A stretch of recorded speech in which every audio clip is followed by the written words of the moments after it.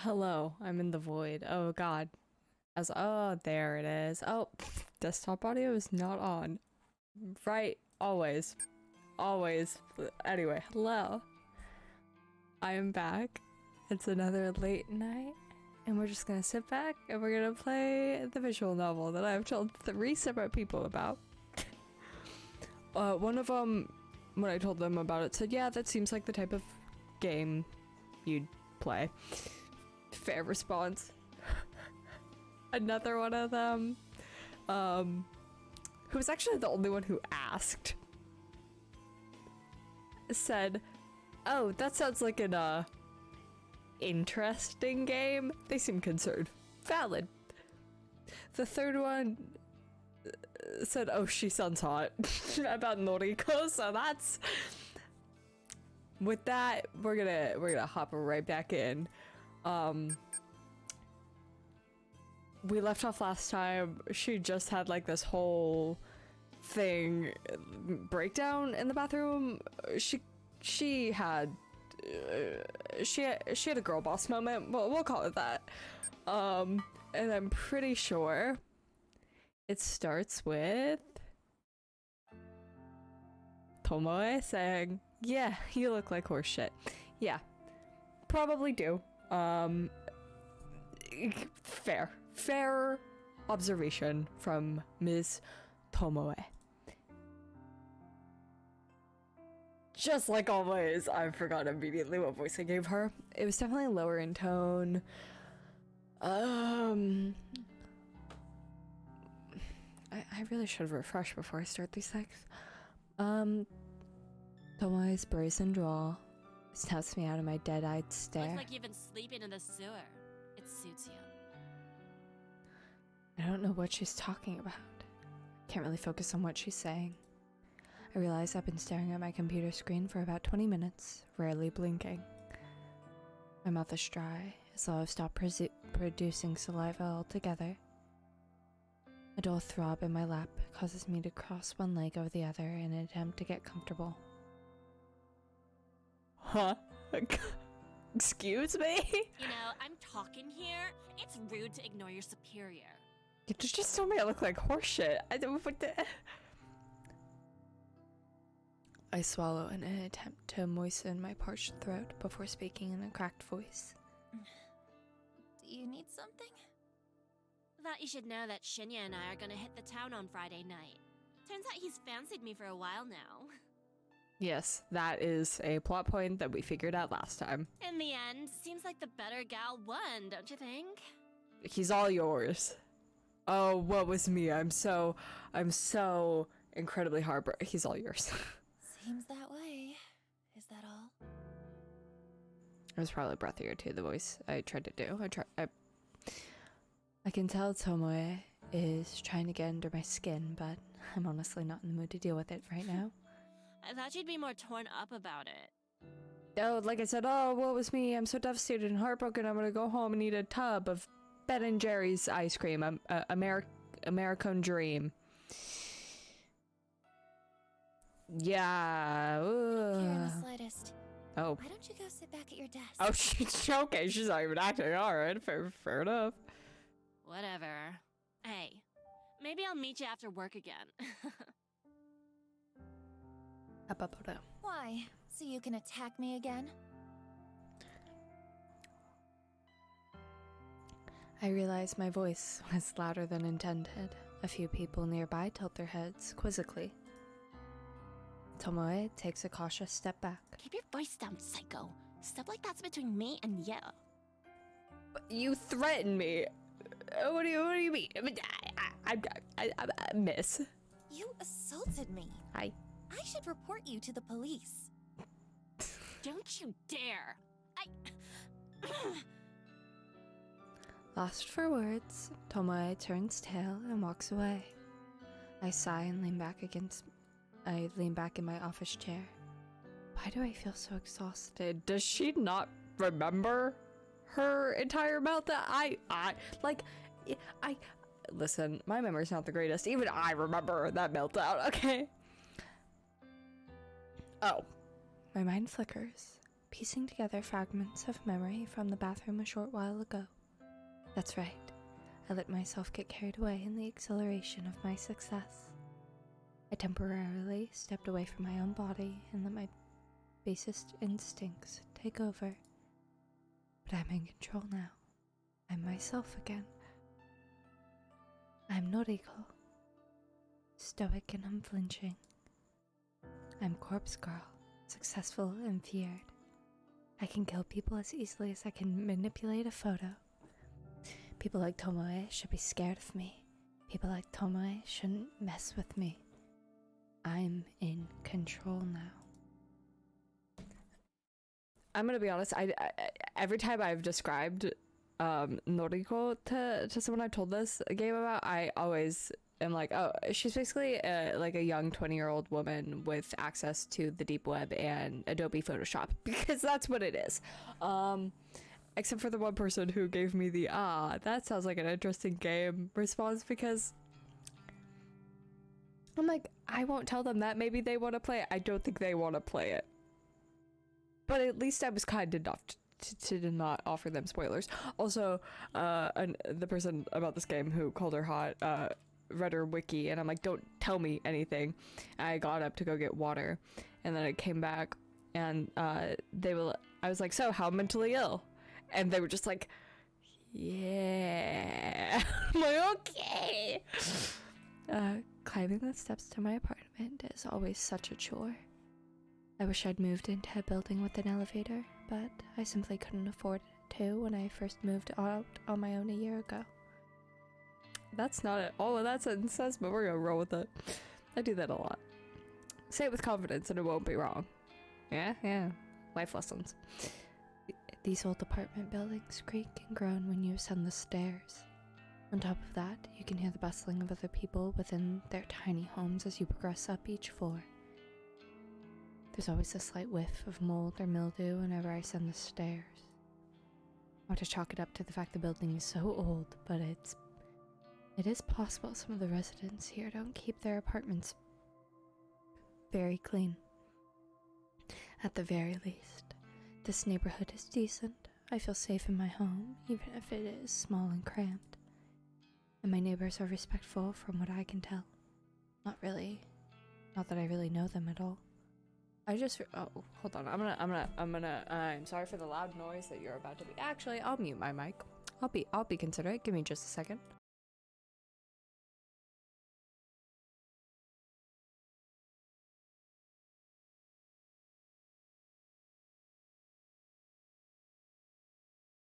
I've returned. I'm playing a the horror game. I'm not leaving my window open more than I forgot to close my blinds a bit before I started. It's fine. I was doing a million things during my starting soon screen. It's fine. Anyway, now that that's done and taken over. Sorry if you can hear crickets. By the way, window open. It's summer. It's warm. In fact, the only neighbors I have regular contact with are the very same ones I leech Wi-Fi from. Some middle-aged divorced guy named Kenji who lives the floor below me, and his daughter, Momo. Kenji's a decent enough guy. He works overnight, which unfortunately means Momo is left alone a lot in the evenings. Momo's a sweet girl, perhaps 6 or 7 years old. Occasionally I hear her singing drift up into my apartment, but it doesn't bother me too much. She's just a kid. It's the very same Kenji and Momo that I bump into when I'm climbing the stairs this evening. Oh, good evening.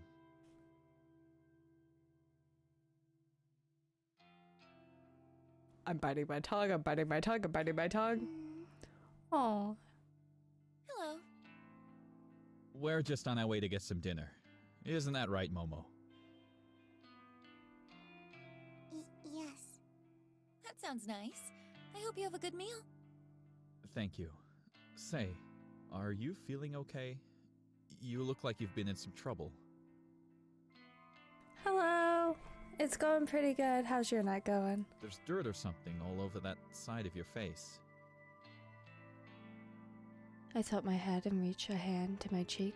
Sure enough, dry muck has blended into my makeup and caked over my face. It seems like my eyeliner is smeared as well. Oh yeah. Did she really bother to fix it up after she? Okay, that next line answers my question. Is this from when I fell in the bathroom? Damn it. Have I looked like this all day? Yeah, that's probably why Tomoe said you kind of look like a horseshit, baby. Oh, right. I try to make up some lie to tell Kenji, so Kenji doesn't worry about me. I actually fell asleep on the train home, and I guess the seats were kind of dirty. Okay. Is that so? He's not buying it. I wouldn't either. You should wash your face and do your makeup again. I can help if you like. Aww, she's so sweet. I can't help but smile slightly at Momo's generous offer. Thank you, Momo.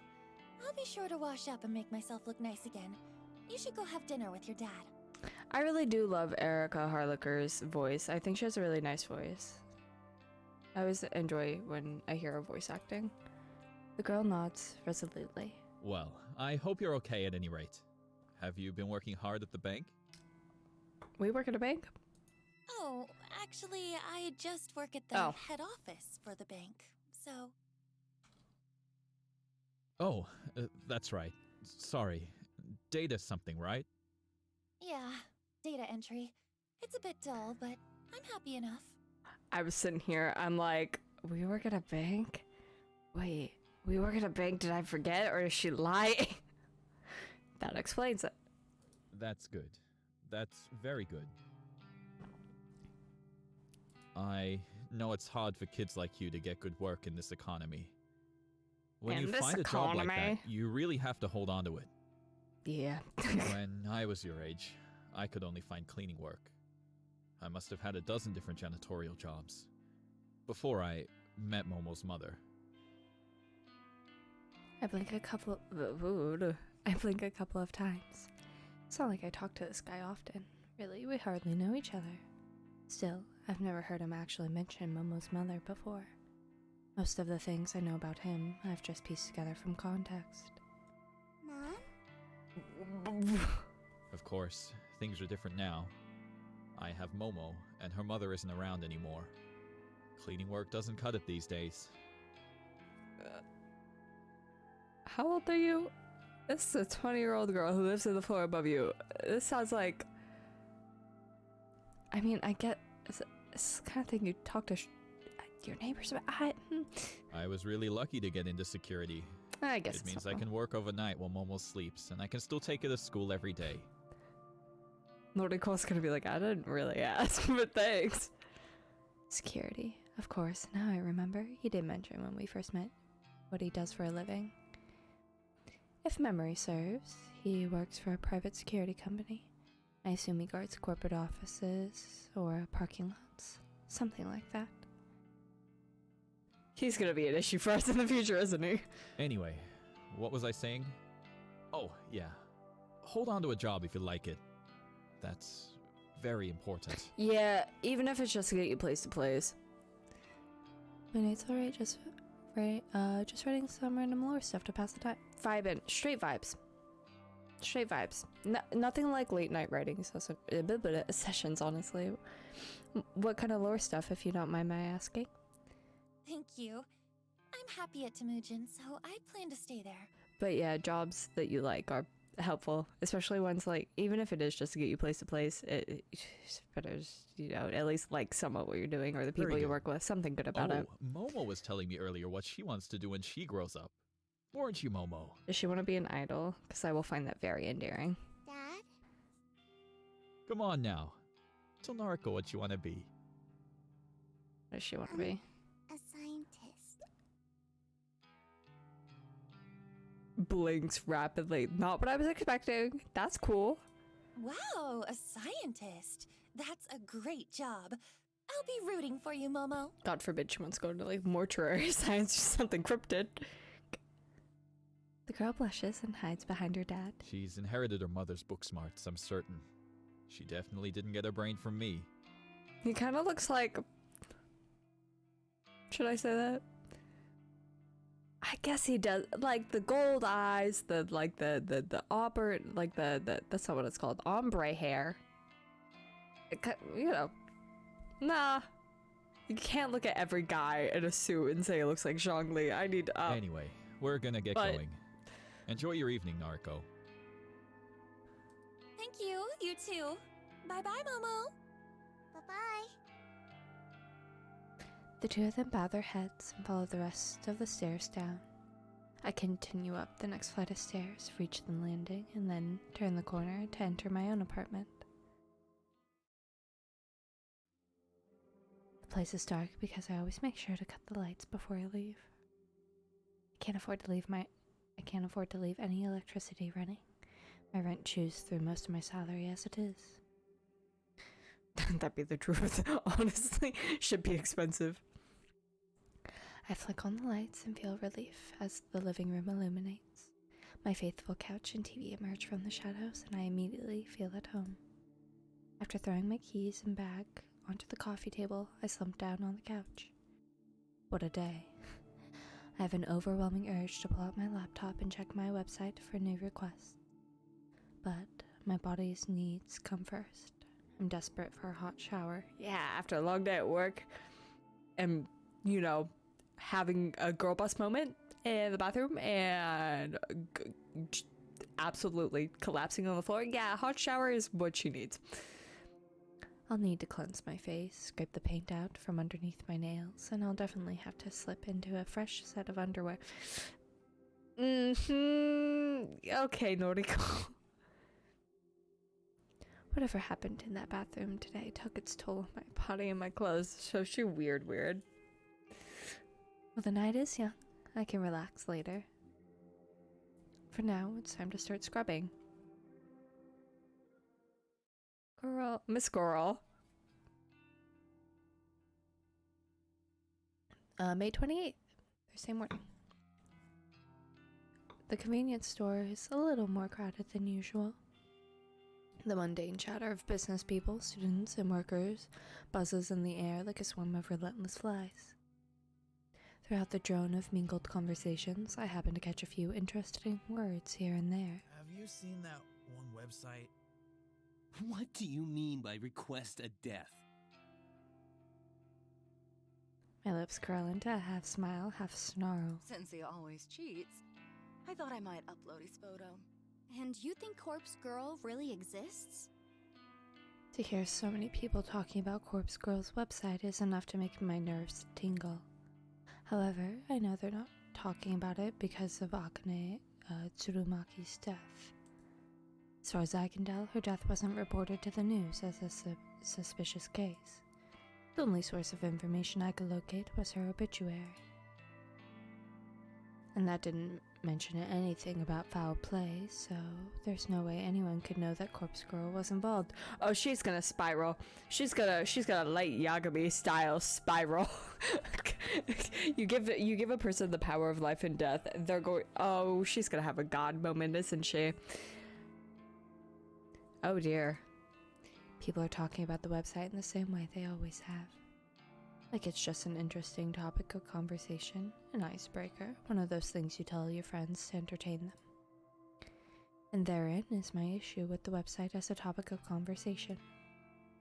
It's just an urban legend, a point of discussion that inevitably fizzles out and is forgotten. People talk about it, perhaps visit the website out of curiosity, but very few people take action and request a death. That's the part that annoys me. If people don't actively participate, how can I prove myself to the world? How can Corpse Girl claim her victims if there are no victims to be claimed? Miss Coral?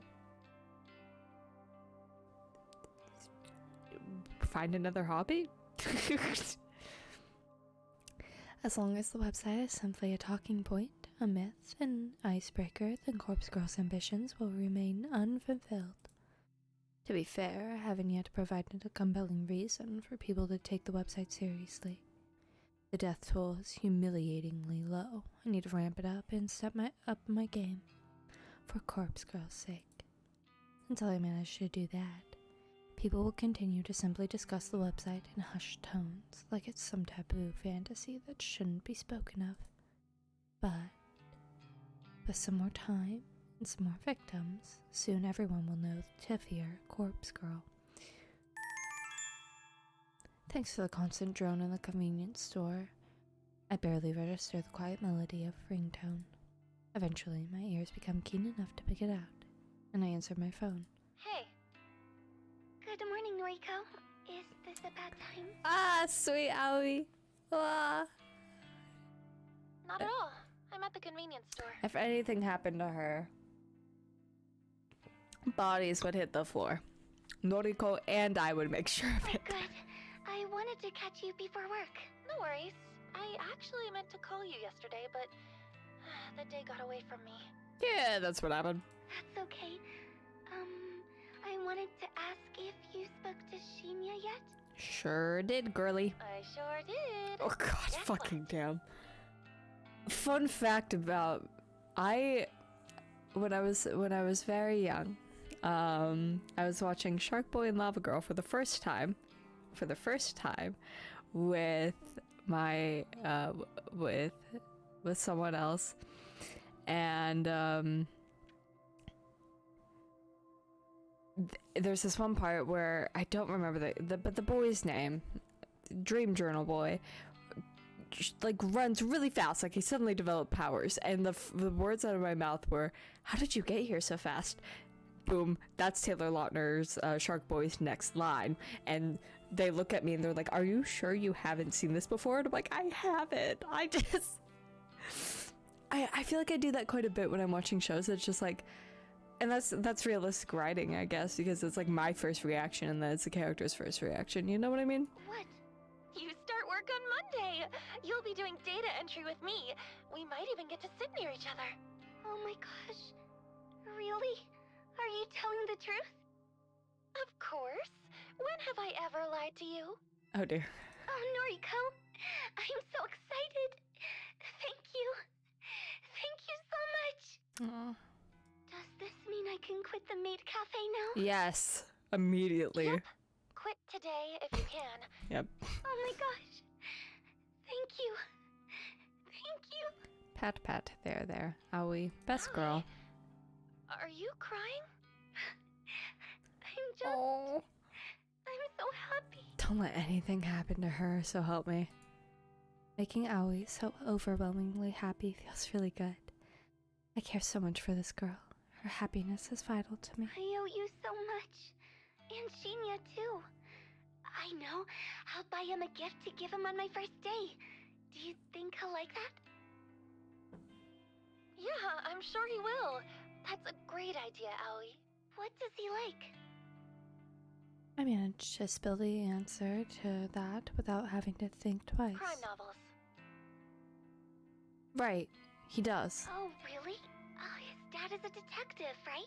Correct? Okay, I can get something like that. Right now, I'm going to march into the cafe and quit. Hell yeah. You tell him. Good luck, kid. Oh,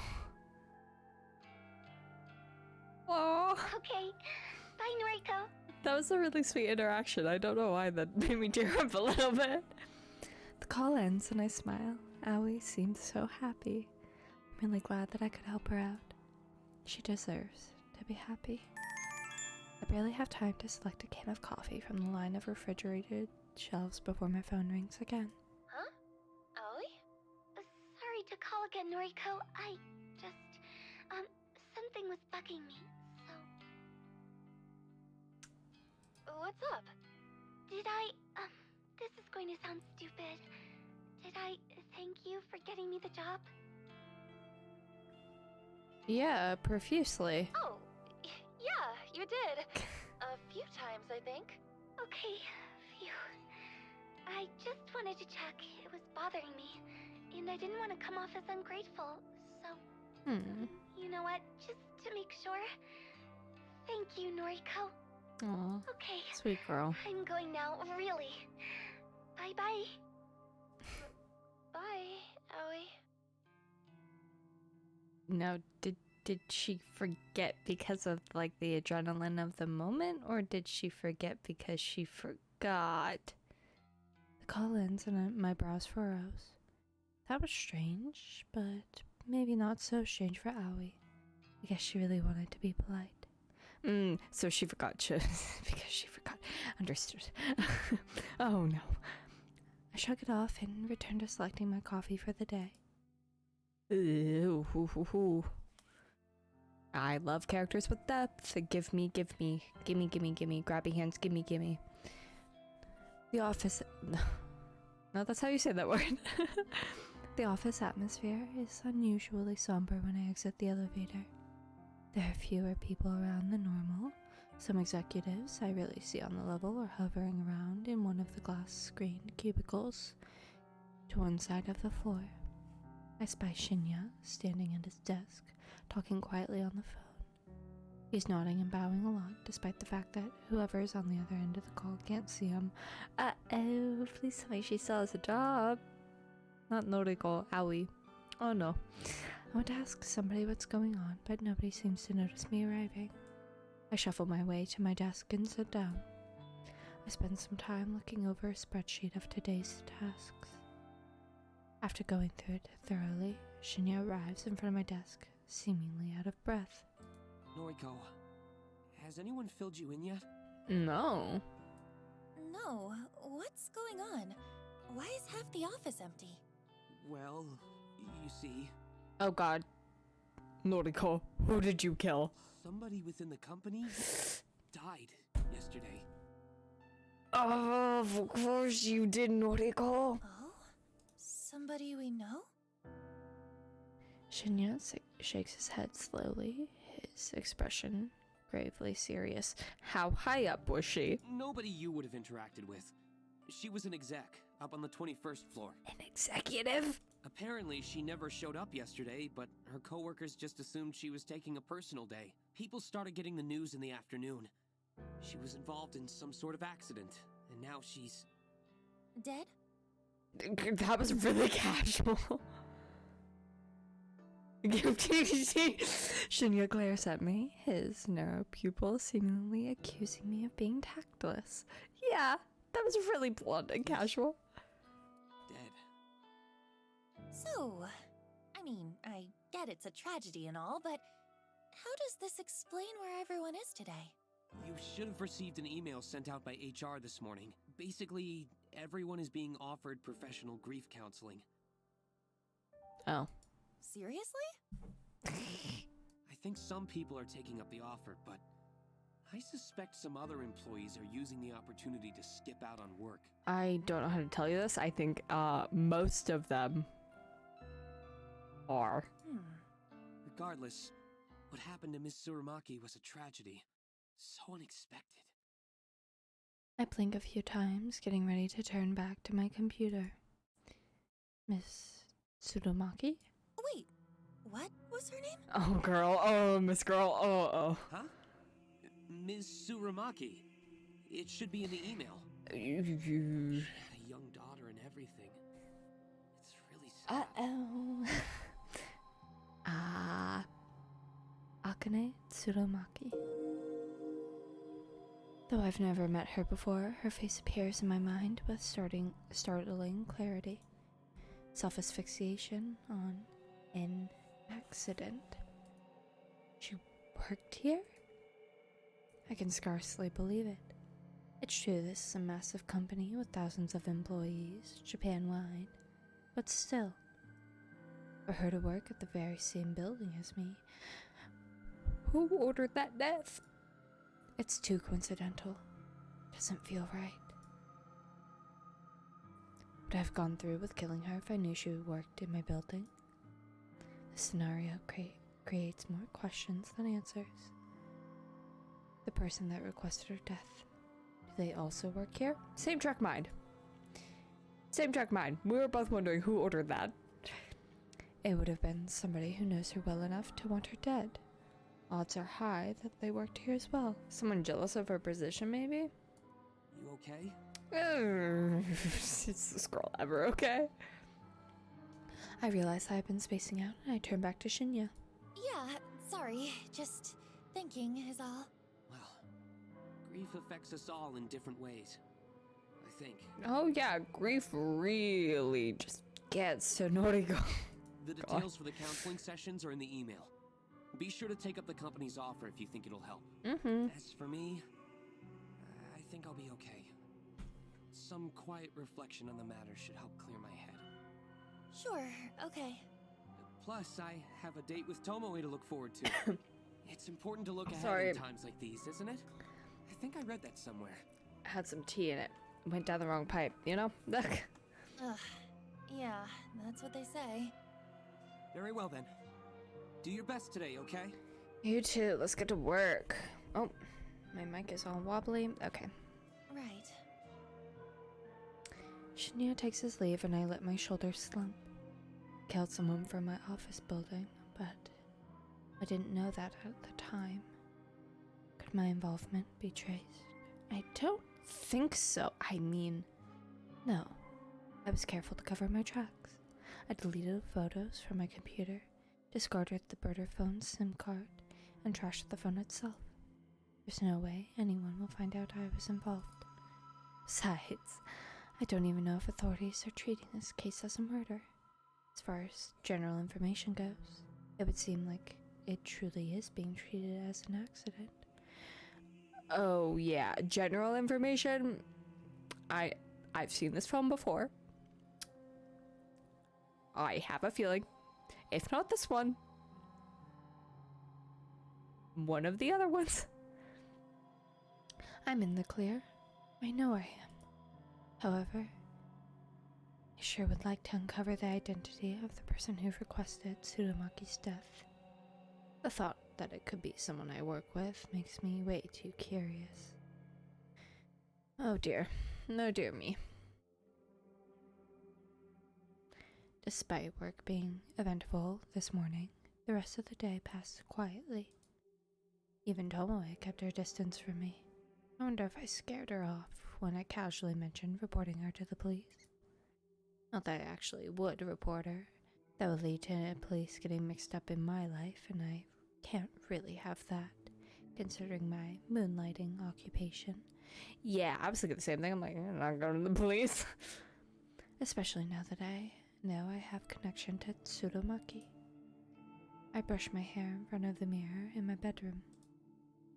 I remove my makeup and reveal the ever so faint bruise on my cheek, the fading token of my fight with Tomoe. See, I thought she I'm like, how fucking hard did you fall on that bathroom floor? That makes more sense.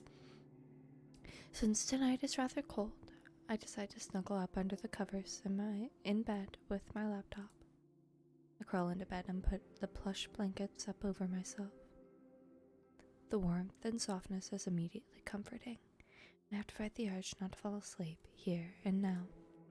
To keep myself awake, I check the requests on my website.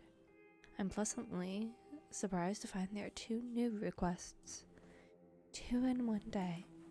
My heart begins to race, and I quickly open the messages. The first message reads, Request details. Today, 11:14 a.m. local time. Victim's phone.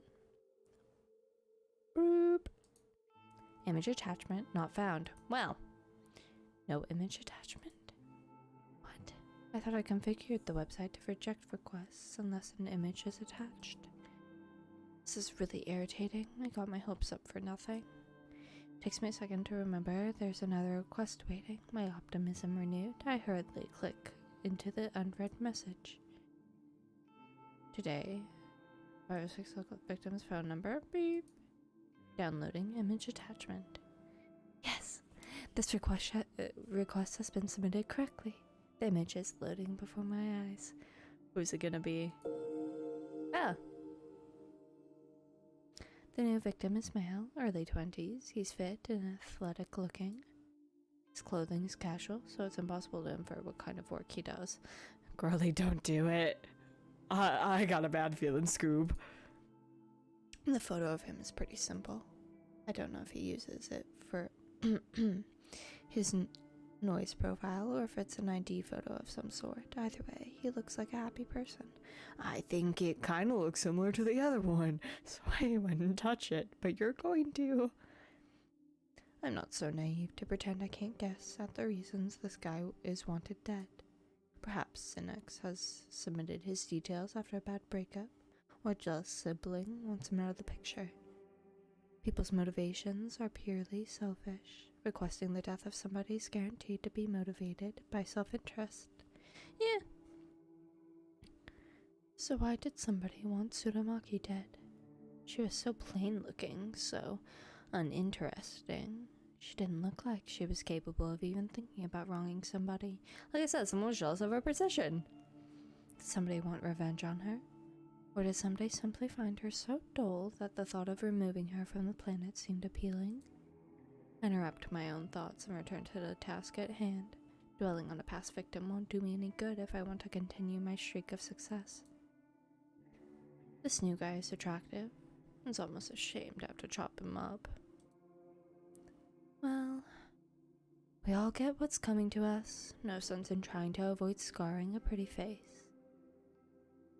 Beauty is superficial anyway. I know that as well as anyone. Girl, what does that mean? Oh, I like her bear. Oh, my cursor's not on screen, but I like her bear. Let me look at her room. Hold on. Interesting furniture choices. Really ornate looking dresser and lamp. Interesting looking art. Chess, that makes sense. I feel like that's gonna be a motif. No one deserves to be spared just because they're good looking. Beautiful people should suffer as much as anyone else. Beautiful people do suffer as much as anyone else. Take Aoi, for example. She's gorgeous, absolutely stunning, and definitely my type, but she suffers endlessly at the hands of cruel stalkers and patrons. Alright, girl boss. We love it. We love it. Everyone suffers, beautiful or not. We all cop the crap we're dealt. Water time, water time, water time. Okay. Let's go. Noriko. Literally insane. Actually, genuinely insane. Needs... I don't think therapy's gonna cut it at this point. Also, Noriko. I have a crush on Aoi. Me. Bye queen, let's go. So I fuss over a beautiful corpse. This guy, or Aoi, or even Tomoe on a good day. Beautiful people die the same way as the average person. The guy on my computer screen probably doesn't really deserve to die. I'm sure there's some petty reason his death has been requested. But I take all requests seriously. I won't turn a single one down. Corpse Girl's convictions will pave the way to her fame. Ah, at the beginning of the game, when we're playing as God rest her soul. Can't remember her name though. God, it's something really easy to remember too. She actually requests the death of Noriko's older sister, I think it is. Like, I think you can figure that out, from... I think it's kind of like implied, maybe not explicitly said, in like the opening of this chapter. And she does technically turn it down. So I think we're set a few weeks back from that. So we're gonna see her slowly crumble, I think, in her her convictions and her... I hesitate to say morals. Kind of crumble.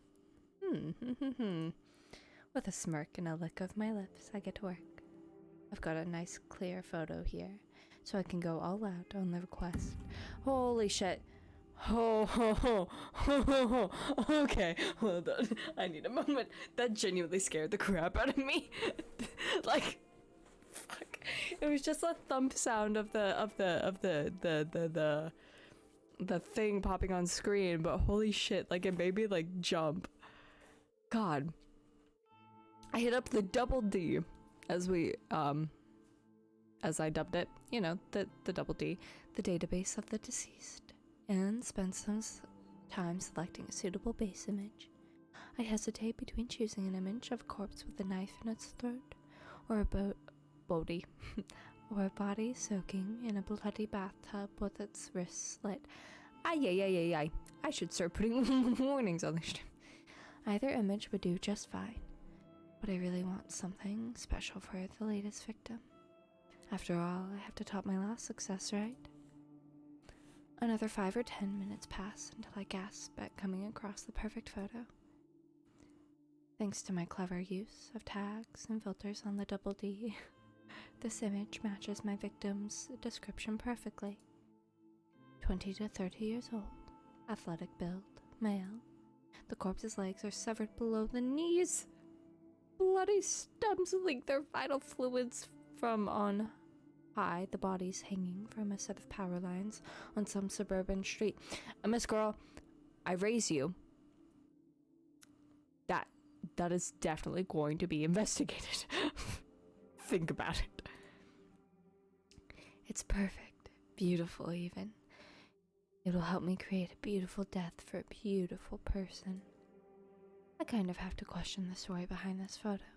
I wonder if the police ever investigated and discovered what happened to this sucker. Well, regardless, this will serve my purpose. I download the highest resolution copy available and save it to my hard drive. My fingers trace along the computer's trackpad with practiced movements, clicking, tapping, dragging at random intervals. The night carries on. Do you have work tomorrow, girlie? May 29th, Friday morning. Yes? Yeah. Oh, no. Okay. My walk through the train station this morning is confident, cocky, self-assured. That's when they get ya. When I board the train, I even manage to take a seat for the first time in a while. I withdraw a worn book from my handbag and flip open the cover. There's a name scrawled in the blue ballpoint pen on the first page, but it has become faded and illegible over time. I don't quite remember where I picked up this book. Maybe I discovered it at a secondhand bookshop. Who knows? I own so many obscure tomes that I can't be expected to recall purchasing every single one. Its age, cover, and weathered spine both bear the same title.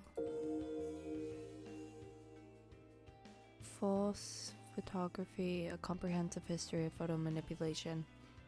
Yes. Discreet. On the nose, even. The book is written in English, and it's a slog to work through with my limited knowledge of that language. But I like to skim through it primarily for the photographs contained within. The examples of early image doctoring from centuries ago fascinates me. The book even features techniques and studies as recent as 1993, when it was first published. It's true that a lot of the techniques discussed within are no longer relevant in today's digital age. However, there's a hearty section dedicated to the art of manipulating corpse photos, something that I am indeed very, very interested in. The most intriguing aspect of this section's content is that the featured artists perform the opposite kind of work that I do. Instead of manipulating images of the living to make them appear dead, the artists in the book edit images of the dead in order to make them look alive once more. In bygone eras, when photographs of people were taken few and far between, a sect of artists dedicated themselves to honoring the memories of the deceased. They did this by making the photos taken upon death look beautiful and full of life. These photos were gifted to family members and loved ones. The tradition makes sense. Imagine if you lost someone dear to you, and you had no photographs of them. Wouldn't it be wonderful to receive one last memento, a beautiful image of the way you remember them? Instead of using makeup to beautify a corpse, these artists applied paintbrush and pen directly to a photograph to seemingly bring the deceased back to life. The impressive aspect of this process is the way they illustrated the corpse's eyes to look full of life. Even though it's a far cry from the work I do, I can't help but feel some sort of kinship with the artists discussed in this book. Surely we are cut from the same cloth. I am maneuvering in my seat. Give me oh god, the scraping sound. I need a new keyboard. I say that every single time. I was looking at keyboard. I was looking at keyboards recently. And I at Target, and I was doing tippy taps. Oh my god. But why are keyboards so expensive? Browsing through the images in this book inspires me to work hard at my own photo editing. I mean,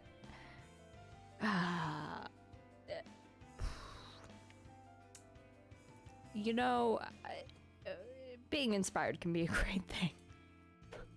God.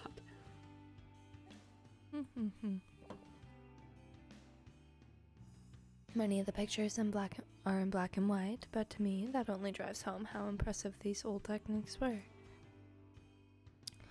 I finish flipping through a chapter and close the book. I hold the tattered tomes close to my chest and breathe a sigh of satisfaction. The next station is Shinjuku. The doors on the right side will open. Please change here for the Chuo line, the Shonan Shinjuku line, the Saikyo line. I quickly stuff the book into my handbag and get ready to disembark the train. Oh, I was ready to be at the office.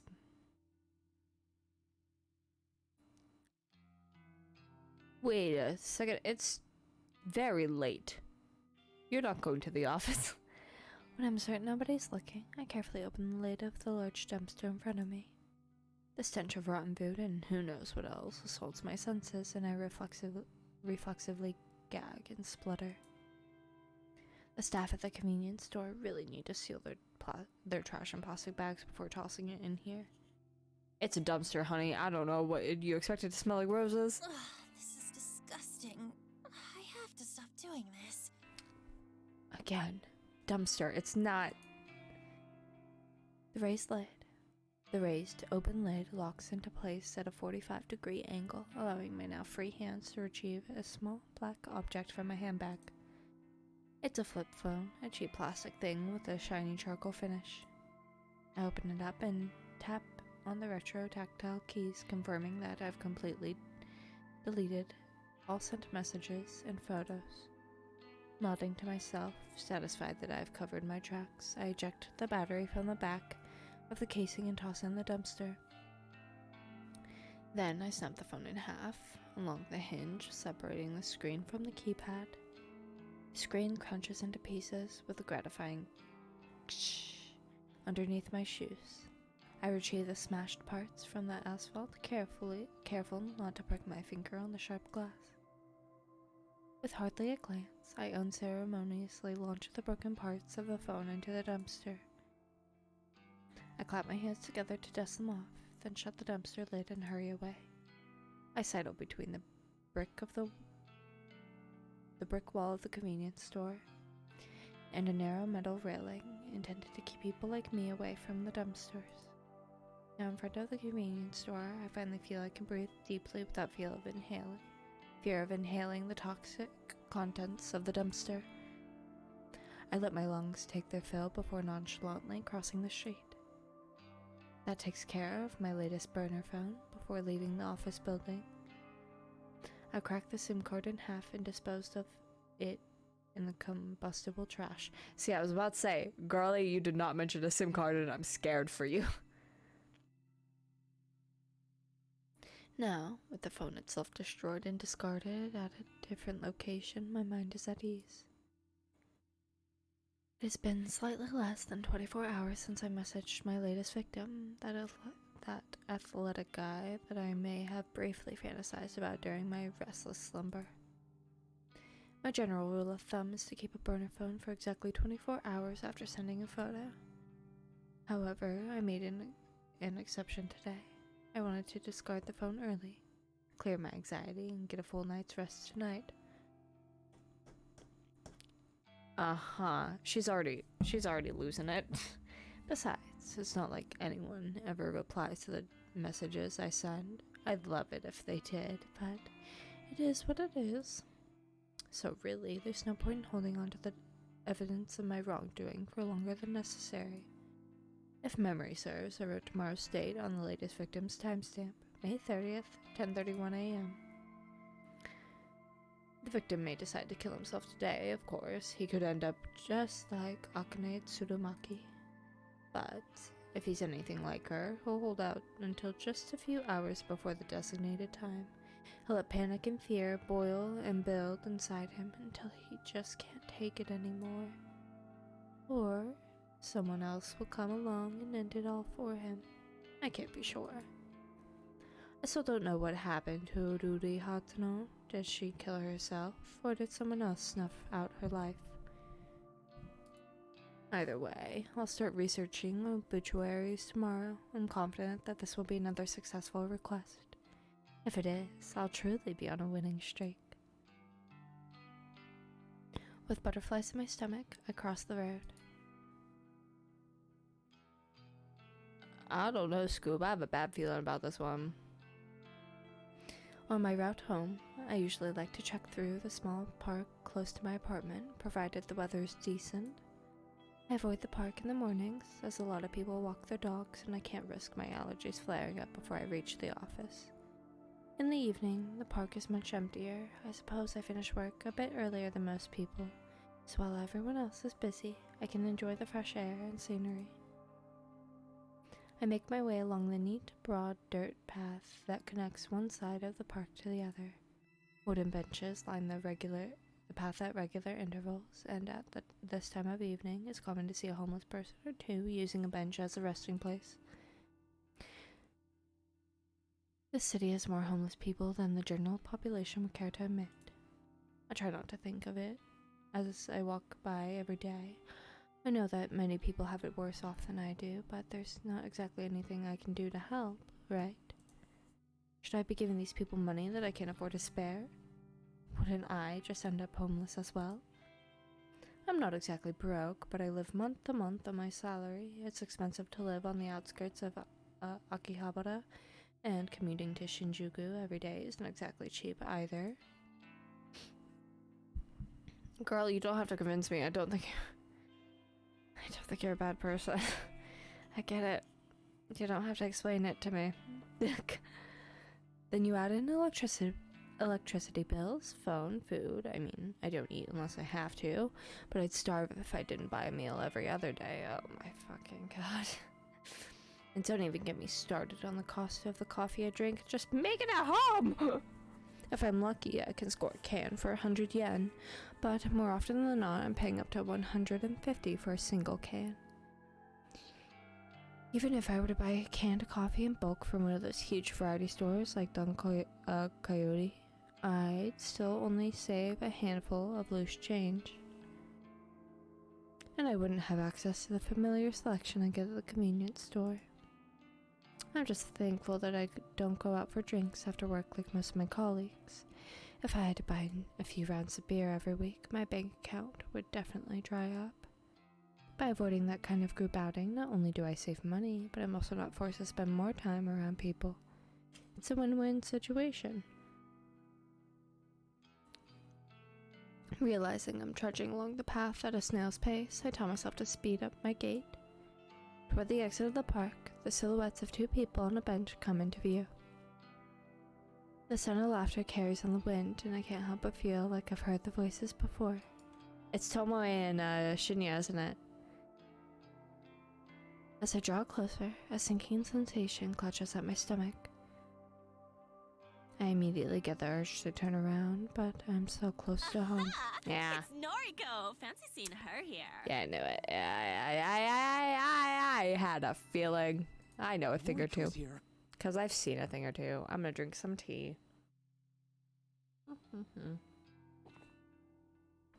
Yeah. Tomoe, Shinya. Tomoe glares and flips her long hair behind her ear with a shit-eating grin on her face. Shinya looks kind of out of place outside of the office. His face is filtered by an especially uncomfortable expression. I start to wonder why these two are here, but then I recall that Tomoe did mention they were going on a date on Friday night.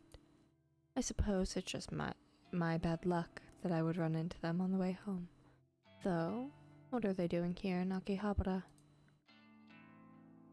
I have to assume that Tomoe came here on purpose just to spite me. On your way home? Okay, maybe she did. How's your, date? We're having a blast. Right, Chen? Yes, of course. A great time. Uh-huh. Blink twice, buddy, if you need help. Just like a slow blink, maybe, just like cats do, just like a really slow blink. Some might even think you have her eyes closed. I wonder if Tomoe has been dragging Shinya along against his will. Okay, well, I'll leave you to it. She's like, get me out of here, man. Hey, we're gonna grab some chicken. Why don't you come with us? You're on a date. No thanks. Why would?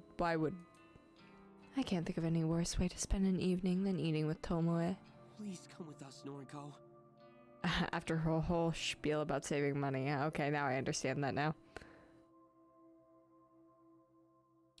Shinya has a dejected look on his face. It's pitiful. But he brought this date on himself. Why should I have to bail him out? Sorry, I've got things to do tonight. Tomoe's gonna be like, bullshit. Are you sure you're not just avoiding eating? Afraid to gain a bit of fat? I honestly don't know what to say to that. Say, Shin, you ever seen Noriko eat anything? Well, now that you mention it, she never seems to eat at the office. I eat at home, if that's okay with you. It's not completely a lie. Sometimes I eat at home, sometimes I don't eat at all. Come on, come get some chicken with us. You can throw it back up. Oh my god. Makes you feel better. She's starting to get on my nerves. I swear she tries to identify my flaws and insecurities just so she can rub them in my face. Tomoe, you're not being very nice to Noriko. Aren't you two supposed to be friends? We ain't friends, boy. We're besties. What? Besties talk shit to each other, right, Noriko? Excuse me? Right. Huh. Fascinating. Okay, he doesn't get out much. Anyway, I'm going now. See you on Monday. Okay. See you then. Buzzkill. She's such a drag. I let Tomoe's words hang in the air as I walk past her. I'm pretty annoyed that she dragged Shinya all the way here just to taunt me. Is this her idea of a good date? Does she care about Shinya at all, or is this whole thing just to annoy me? Is this like a hidden... Nah. It wouldn't be a hidden ultimate game, would it? I would lose my fucking mind if this was like a fucking ultimate game. You don't understand. Because like, it's there. Technically, there's 4 romantic interests. Technically. I'm talking Kenji, the DILF downstairs. There, I said it. There's Shinya. He exists. Tomoe. Enemies to lovers, and Aoi, who she's already... Oh my god. If this was a hidden ultimate, it could be. I don't think it is. Because I looked at the text and I didn't see ultimate on there. But I know that you can build bonds with characters, so I'm like, Tomoe dating Shinya doesn't even get under my skin. I don't have feelings for him at all. What does get on my nerves is simply the fact that Tomoe is trying so hard to get on my nerves. Of course, it wouldn't be fair if I could carry on my way home without one final interruption. Tomoe calls out to me again. Your friend Aoi is gonna start work with us on Monday, yeah? How fun! I can't wait to meet a friend of Noriko's. oh, Noriko, please chill. Don't start seeing red. I grimace. I suppose Shinya told her about that. I turn back to face them both. Don't even think about messing with Aoi. That girl has dealt with enough crap at her last job. Oh, has she? Maybe big, strong Noriko can protect her now. I'd do anything for her. She's my best friend. If you had any friends of your own, you'd understand what that feels like.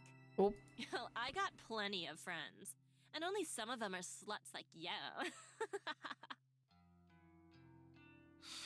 Yeah. I'm going. I finally managed to disengage from the conversation, even with Tomoe's mocking laugh piercing the air. I exit the park, cross the road, and walk down the block leading to my apartment. Tomoe. I have to wonder if that girl exists solely to irritate me. I have to tell myself that she's not worth my time. I can't let her taunts get to me. Grin and bear it, as they say. That's what stoic, unflinching Noriko would do. Running a hand through my hair, I smile and approach my apartment building. she has that whole like stoic, unflinching thing like drilled into her skull. I can't help but feel like something happened in her past. I got a sneaking suspicion. Also, menu, save. Just you never know what could happen. I spent all morning trying unsuccessfully to calm my nerves. I'm anxious about finding out whether my latest victim has perished. It's afternoon now, so the time written on his photo has passed. If my work was successful, I should know soon enough. I've already set up an obituary news alert on my phone to keep me informed. Instead of sitting at home all day and waiting for my phone to go off, I decided to visit an old favorite hangout. Public libraries don't get the credit they deserve in this age. They're quiet, calm, soothing. I can sit here for hours, for free, and just get lost in different worlds. Plus, they always carry works by my favorite authors. Sometimes the librarians are even kind enough to recommend titles that might fit my tastes. I don't feel judged here. Nobody looks at me and mocks my clothing or my makeup. Nobody looks at me and asks if I've had anything to eat lately. Nobody makes fun of me, that lonely girl in the corner reading Lovecraft and calmly stroking her hair. Yeah, something definitely happened in her past. I'm just calling that shit now. Every so often, I put my book aside to check my phone out of habit. Still no alerts. Have I miscalculated something? Did my latest photo not look convincing or damning enough to inspire suicide or murder, or maybe the police are keeping under tabs? I find myself growing increasingly anxious and impatient. Cthulhu, huh? You a Lovecraft nerd? Boy, shave. Okay. Wait, hold on a second. I blink twice and look up at the strange man standing over me. Is that who I think it is? Huh? Sauce. Didn't mean to interrupt. Notice you're reading Lovecraft. Huh. In Japanese, too. That... Nah, I don't think that's Kaiji Tang. Is that Kaiji Tang? I know he's in here. Didn't know this book had been translated. I don't know. The Bungo Stray Dogs teaser came out today. They did my man Nikolai so dirty. Where are his thighs? Where are they? But I also have not watched the dub for Jujutsu Kaisen, so I don't know. Yeah. My English isn't great, so I read the translated versions. That's mad. Do they translate esoteric names? Can't imagine Cthulhu being easy to write in kanji. I actually, myself, at the bookstore recently picked up Cthulhu in like a book. I think it's a Penguin book with Cthulhu and a bunch of Lovecraft's other works. Like, I think I picked it up a little bit before I started playing this game. Yeah, I can't imagine that is quite easy to write in kanji. Yeah. I don't think so. Well, it's written in katakana, so... I meant, God, that's what I meant. Definitely not in kanji. Wow. Okay, that I will. Wow, me and what's his name? Of course. Kojiro. Thank you. Yeah, Kojiro. Yeah, right. I meant katakana. He said kanji, and I'm like, yeah, kanji can't be easy. Definitely not. Katakana, and I was thinking about the katakana characters in my mind, and I'm like, yeah, I mean, maybe it is. See, another love interest for this secret ultimate game. If it is a secret ultimate, I don't think you understand. I will scream. The man extends a hand, and I can't tell if he wants me to shake it or pass him my book. What? Probably shake his hand. He's introducing himself. I'm Kojiro. You? Noriko. Kurosawa. Right. Yes. Nice. Just Kojiro for me. No last name. Call me Koji. Alright, Koji, you're being real casual with someone you just met. You don't have a last name? Definitely Used does. to. Lost it. Fire, you know. I'm just Kojiro now. Look at this guy. Look at this guy. You lose your racer too, buddy? God, that 5 o'clock shadow. This guy is weird. His clothes smell like they've been stashed in the back of a closet for a decade or two. Ew. His face is unshaven and his eyes scarily clear and focused despite being masked by a pair of thick glasses. She's like, bruh. Didn't mean to keep you. Saws. Again. I'm looking for Nobel Sinclair. He around here? Saws. This is a lot like a man who should be like, Saws. Saws. He doesn't have the voice for it. He's alright. Alright, Koji, you piqued my interest. I don't know. Like, it's just like, you look at him and you're like, oh, okay, that's someone who plays League in their parents' basement. That, you know, you understand what I mean. And then he speaks and you're like, whoa, that voice does not match you. And then he goes, Saws. I'm like, what is going on? I'm getting emotional whiplash from this dude. I mean, I don't know. Who? Like a person or a writer? Book about befriending the dead? The librarian told me to check these shelves. Sorry, I don't really know. No worries. I'll find him. You know, you look like the type who'd enjoy his books. He's looking at me funny. Not to judge you by your cover. Oh my god, he's stupid. Oh, he's an idiot. Oh no, idiots are my biggest weakness. Noriko. Need a strong stomach, though. Messed up shit. Me reading the Black Cat by Edgar Allan Poe on stream. Oh my god. Oof. Messed up shit. Speaking of messed up shit, y'all heard any Gakapo songs? Holy shit. That guy has some, at least he's consistent, but damn. As much as I hate to admit it, the stranger has captured my interest. How messed up are we talking? Oh girl. Well, his first book describes dressing up corpses, taking them to dinner. Goal is to not get caught out. Bad, right? That actually sounds mildly intriguing. Like something out of that American movie. Weekend with Bernard? Or something like that. Boy, I don't know what the words you're saying are. Second book goes nuts. Main character fills a school classroom with bodies. What? All dressed up as students. Ew. Runs lectures and records them.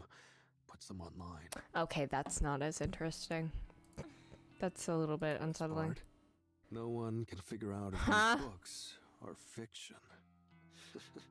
What the fuck was this dude's name? Nobel something? Is he real? Internet says Nobel Sinclair actually did these things.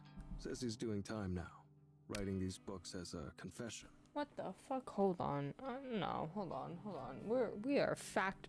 Is this dude? Hold on. I've never heard of this man in my life.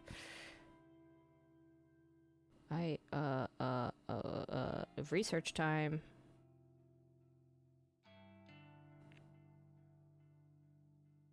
Oh my god, I need a...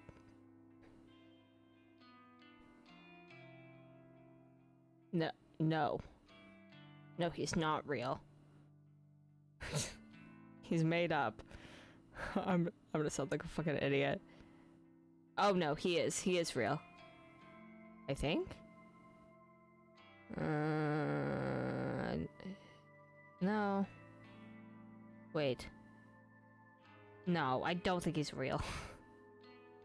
I'm so deeply invested. Is he real? Hold on.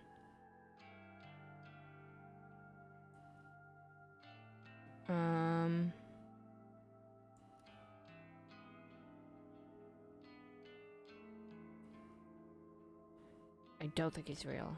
I'm gonna sound real fucking stupid and I'm gonna take that risk. I was like, is that a plot device or is that real? I can't tell. Interesting. Oh, she sounds so intrigued. Deranged. Makes for a good bedtime reading. You two are just two peas in a pod. Huh. You on noise? Well, of course you are. Eh? Yeah. You? Yeah. At Koji. Add me if you like. We can talk shop. He's a detective, isn't he? I'm gonna find Nobel. Wish me luck. He's a detective. That was too fucking... I don't trust him. And it's not just because he looks like he plays a league in his parents' basement. I don't. Something's not right there.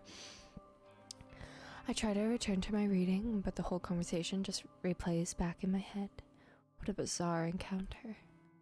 Maybe I'll just head home for today. Being here has helped me calm down, but I'm still eagerly anticipating the fate of my victim. Besides, I have to admit that I'm growing a little bit hungry.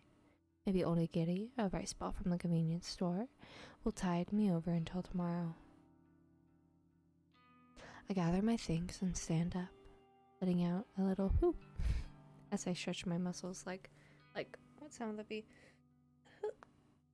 I guess like that. As I head toward the sliding doors to leave the library, a little alert sounds from my phone. Not here! This is it! My phone is in my hands in less than a second. The screen unlocked, the obituary page loading before my eyes.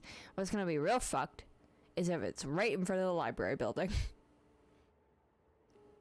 Article posted online today, 2:39 p.m. Keywords found 3. Mr. Accident. Numerical date range 20 to 30. Ooh, that fucking music is unsettling. Ooh-ee. Heebies and the jeebies. Image data found, yes. Warning! If they do put the image on screen, it's gonna be fucking disturbing. Saturday, May 30th. Mr. Eiichi Hanada, 22, of Tokyo Prefecture, was pronounced dead this afternoon at a traffic intersection, 12:02 p.m. Coroner's office reports that Mr. Hanada was involved in a traffic accident. No other casualties have been reported. Mr. Hanada is survived by his fiancée, who wishes to remain anonymous. A funeral service has not been yet arranged. View image attachment. Warning, disturbing image. Gore, probably. 3, 2, 1. I quickly load the image attachment and can't believe my eyes. Oh. The photo is the exact same one that was sent to me through Gorb's Girl's website. There can be absolutely no doubt that this is my latest victim. I've done it again. My breathing starts to quicken, my cheeks begin to grow hot. Okay, I thought they were gonna put the photo. Oh yeah, because they showed it when she was looking for stuff last time. They showed it. I don't think they actually showed. I know from experience that if I don't get somewhere private and quickly, I may very well make a fool of myself in public. Yeah, you think? I quickly glance around the library for a sign pointing to a restroom. As soon as my eyes settle on it, I dash toward it, swerving between bookshelves and through narrow aisles, and that's when I run into Koji. There's one door for a unisex bathroom, an unremarkable beige portal. The muscles in my thighs are tightening, and I squirm as I reach for the door. My hand grasps the cool metal handle and presses down, only to be met with an immovable resistance. Koji's on the shitter, guys. It's locked. There's a sign on the door. I notice that I completely ignored in my haste. Closed for cleaning. Shit! Yeah, it's a bathroom. I curse despite my best efforts to keep a low profile. My head turns frantically, looking for somewhere, anywhere that I can sit down and remain out of sight while my body reacts erratically to my latest success. Yo, you busted? A nut.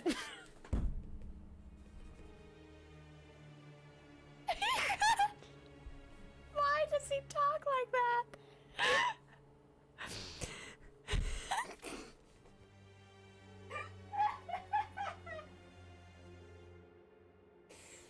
I'm about to be busted something in a second. Sorry.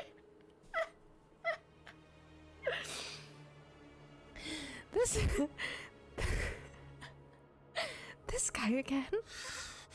I need to use the restroom.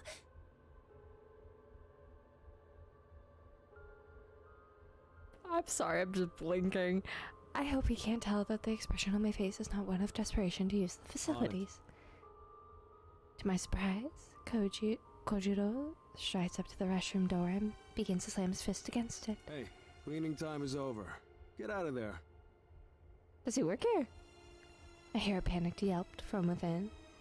Kojiro's commanding voice was more than a little intimidating. God fucking damn it. If he shaved, hear me out, guys. If he just shaved that 5 o'clock shadow, you know, he'd be kinda, you know what I mean? You understand? Within seconds, a terrified old woman emerges. She wheels her cleaning trolley around us, bows quickly, and disappears from sight. All yours. Bad to hold it. I think that is Kaiji Tang. Cause Sean Chiplock is Shinya. Is that Kaiji Tang? Thanks. But that could be. I'm like musing. She's having a whole moment. I'm like, is that Kaiji Tang or not? I thought it was a unisex bathroom. I won't question it. I dash past Kojiro, unable to believe what is happening here. I slam the door behind me and slip into a cubicle. As soon as I sit atop the toilet's closed lid, my legs begin to shake uncontrollably, and I have to lean back to steady myself. Ichi Hanada is dead, killed in a traffic accident. That could mean anything, but I'm willing to bet that I caused his death. After seeing the photo of his dismembered corpse, he might have purposefully crashed his car. Or perhaps someone else rammed into his vehicle, intent on murdering him on behalf of Corpse Girl. I still don't know how my power works. I don't know why these victims end up dead. Definitely a god complex. She thinks she has powers. I think we already discussed that during her last bathroom girl boss moment. I need to call it something else. But that's what you know what? No. I'm committing to it. I'm committing to the bit. But the cause of death ultimately doesn't matter. What matters is that Corpse Girl is victorious once more. I find myself panting, squirming, struggling to restrain myself. My vision fogs, my knuckles clench, and with barely a fanfare, I begin to cool down all of a sudden. Just like that, the overwhelming urge to explode simply flutters away. Well, I'm glad. I really thought I was gonna have to. I really thought we were going through that whole thing again. I'm glad she kind of cooled it. Show of hands for who's glad. Huh? My breathing regulates, my legs solidify and rest firmly on the ground. This experience wasn't nearly as staggering as last time. Maybe because I was so confident that this victim would die, my body already prepared itself for it. Have I already become desensitized to my ability to wield death itself? I won't pretend that I'm not disappointed. That exhilarating feeling I experienced last time, the complete and utter loss of control. It was addicting. I craved experiencing it again. Still, I need to remind myself that of the most important thing. I fulfilled the request issued to Corpse Girl. That's 2 new victories in a row. 2 victories in a single week. As long as requests keep coming in, I can keep achieving my goals. I can do this. Full of confidence and feeling steady once more, I exit the cubicle and leave the bathroom. And Kodri's standing right there. I knew it. That strange man, Kojiro, is waiting for me at the end of an aisle. Good? Yeah. Yeah. Hey, thanks for, I really needed the bathroom. I think he's a little bit more perceptive than that, so I think your fear that he might have noticed the look on your face might be reality. Course. Been there. Gotta go when you gotta go. So true, King. Look what I found. What'd you found? Nobel? Kojiro holds up a book with a plain black cover. Nobel Sinclair's latest. Dazed by the Dead. It's a ripper. Is that a pun? Oh, what's that one about? Falling in love with the dead. Read it already last year. Time for another go. Have you ever... No, wait, hold on. Can I say that word on Twitch? I don't know if I can. There's a song by Gakupo. Actually, there's two of them. Oh, here. Strange flower. No Belle Sinclair. No, because I'm. Hold on. 2 seconds. No music. Hold on. Stop the music.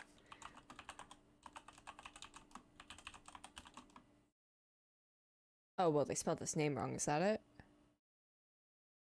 No. Okay. So he doesn't exist. Thank you. I can finally rest easy. I just had to know if that man was real or not. He's not, for anyone curious. What's this? Oh, shit. Log. Because I did not read that. Kojiro hands another book to me, the one with the brown cover. This one with the brown cover. An illustration on the front depicts a field of flowers. Okay. Sinclair's first ever published work, Strange Flower. Title's nonsense. This is the one where he puts corpses in suits, treats them to meals at fancy restaurants. Loaned it out under my name. You take it. Return it before the due date. Can't risk getting fined. Oh, well, thank you. I'll be sure to read it. If you could shave before the next time I see you. I'm just trying to say something. Because if you... Yeah, he'd be hot. Sure. Send me your thoughts and noise. Right. Be seeing you. God, he's so dreamy. I'm insufferable. A brief wave of his hand and he disappears behind the closest shelves. I can't really get over how peculiar he is, but he certainly is making an effort to be friendly. I turn the heavy book over in my hands and look inside the front cover for a publication date. 2009. It's actually not that old. Definitely not as old as the fiction I normally consume. I shrug and hoist the bulky tome underneath my arm and make for the library's exit. Diner? I feel uncommonly hungry on my way home, so much so that I decide to stop by a restaurant and get some dinner. I wonder if killing stirs my appetite. I sure hope not. I often pass this establishment when I exit the train station in Akihabara. It's an old venue that serves traditional Japanese food as well as popular Western dishes. It's an IHOP. It's a Denny's.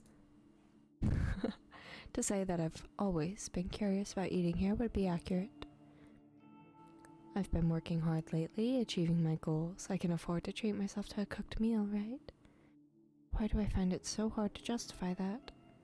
Because you have issues? Maybe? Just spitting, just spitballing here? Is that what they call it? Spitfiring? Just balling. Straight balling. Ball is life.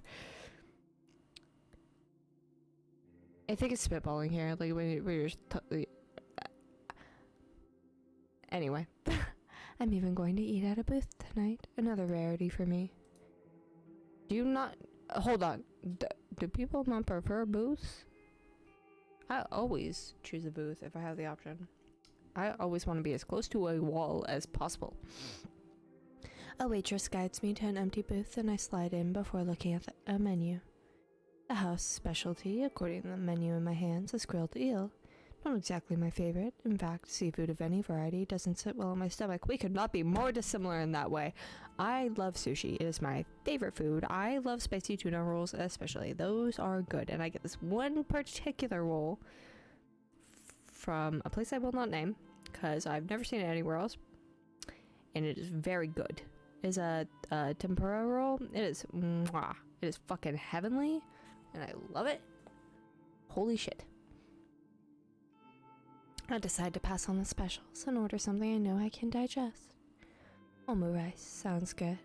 I eat it a lot as a kid. Omelette, rice, and ketchup. What's not to like? Plus, it's only 700 yen before tax.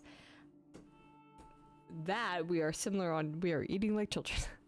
It is a joke between friends and I that I have the appetite or the eating habits of a toddler. I'm talking simple meals and microwavable meals and dino nuggets. The chef. Compliments to the chef for that. But yeah. The waitress returns to take my order, and I confidently point out what I'd like. She offers me a smile and hurries off to the next table.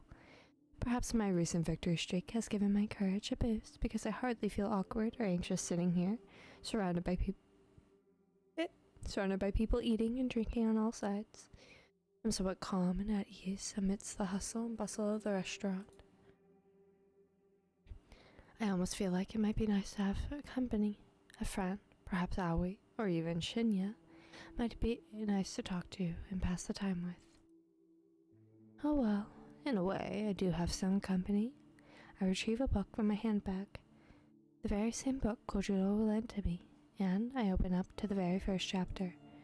Strange Flower, an odd, apparently meaningless title. Still, it comes highly recommended by an eccentric stranger, so it must be good. My meal arrives when I'm a few pages into the book. I thank the waitress and look at the omu rice before me. It smells good. It's presented beautifully. I can probably eat at least a quarter of this portion without feeling ill. I pick up a spoon and slice through the middle of the omu rice, causing a puff of steam to billow up. Throwing caution to the wind, I scoop up a good amount and bring it to my mouth. It's delicious. There's no other word to describe it. The convenience store meals I normally eat can't even compare to something like this. The egg is soft, the rice is fluffy, there's just enough ketchup along the top. God, that sounds so fucking good. I take a second mouthful, then a third. I can't help but giggle a little at the thought of myself sitting here, eating like a normal person. All the people around me probably think I'm a normal person too. Just a girl sitting at a restaurant eating her dinner. Another quiet giggle escapes my lips and I gently dab my mouth with a napkin. I set my spoon to the side and return to the book in front of me. The author of this work certainly is interesting. Nobel Sinclair. According to the bio inside of the front cover, he moved to Japan from overseas at a young age. The book was written originally in Japanese. It's not a translation, but even so, the writing style is quite unusual. Okay, so maybe he does exist, and I just I'm so invested on like fuck the story. Is this dude real? I can't quite put my finger on what is strange about it. Maybe it's the lack of complex kanji used throughout. Everything is written rather simply in hiragana, almost like the intended audience is elementary school kids. But that can't be right. The themes contained within are truly disturbing.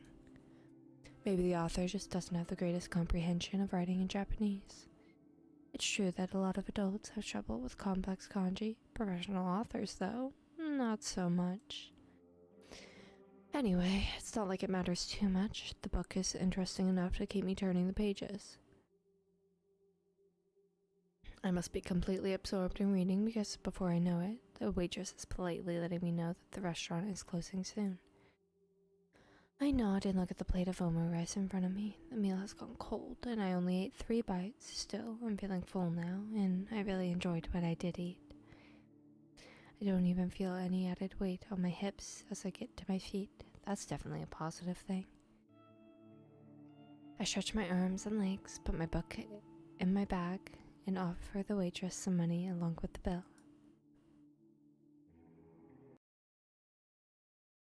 Loading? What are we loading?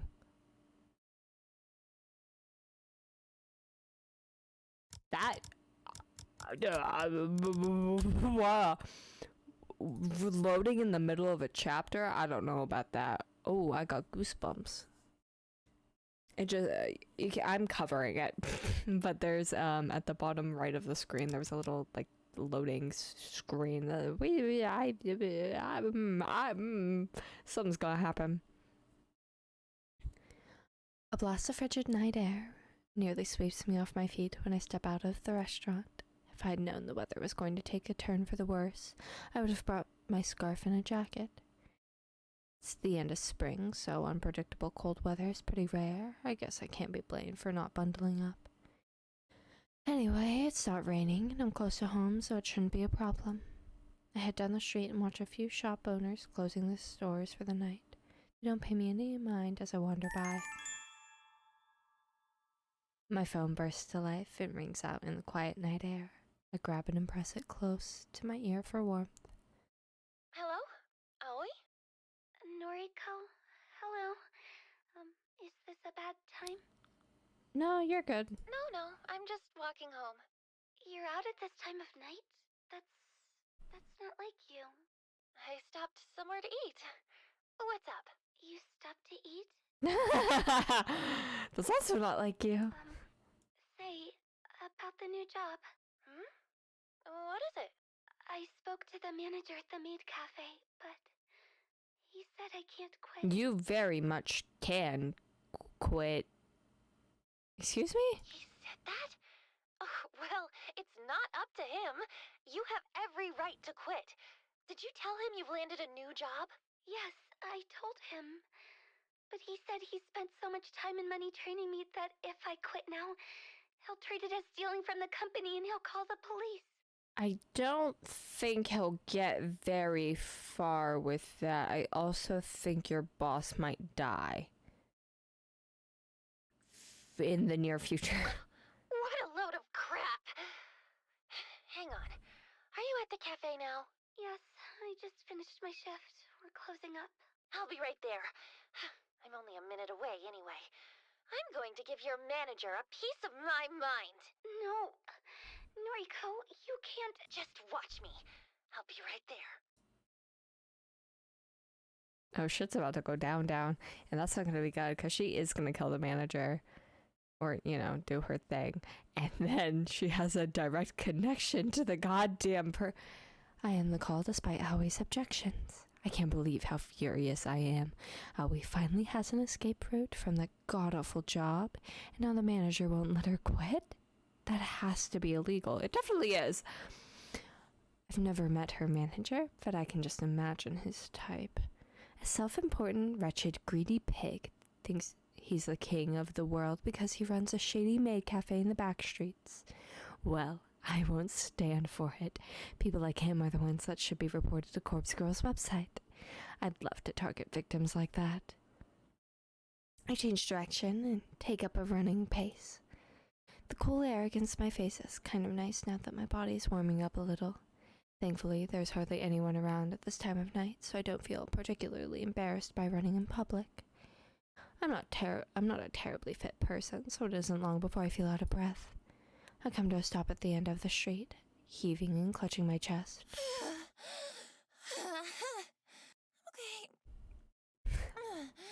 I'm okay.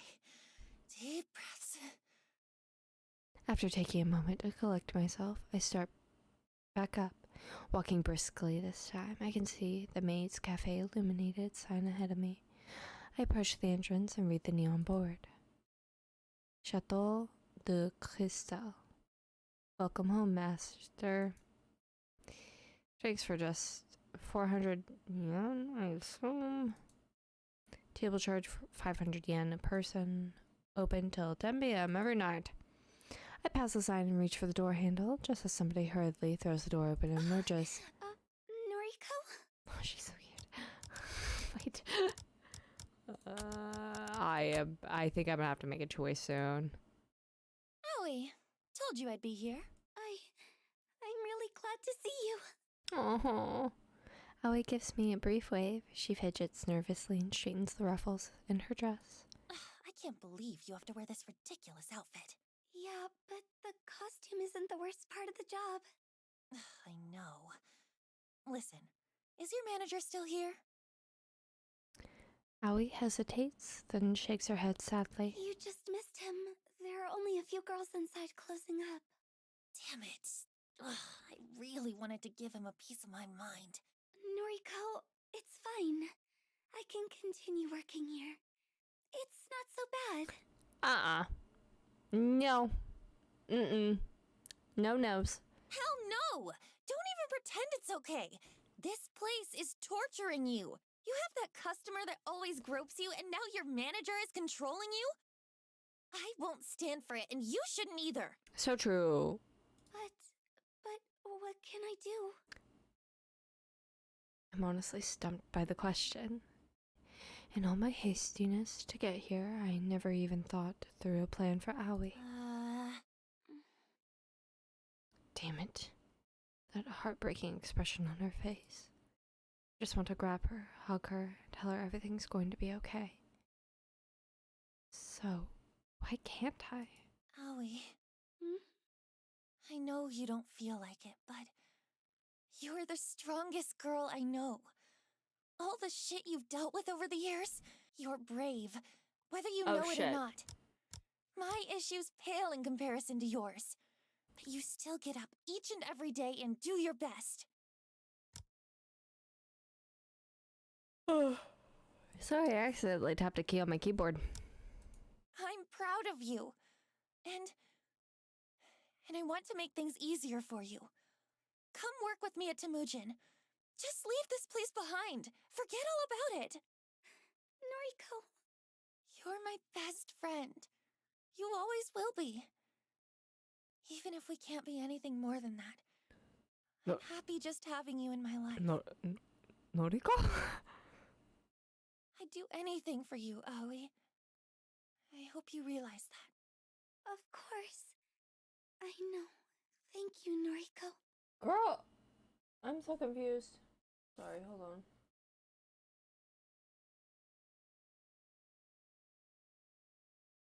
Oh, hold on. Did I accidentally... No, I didn't. Okay. We're in the clear. Sorry. Let's get out of here. It's really late. Come back to my place. You know I can't.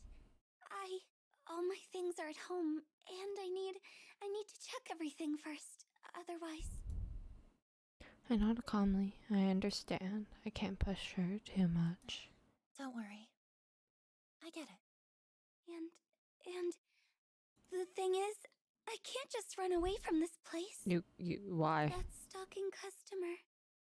He knows where I live, and, well, if I stop showing up to work, he said he'll visit me at home.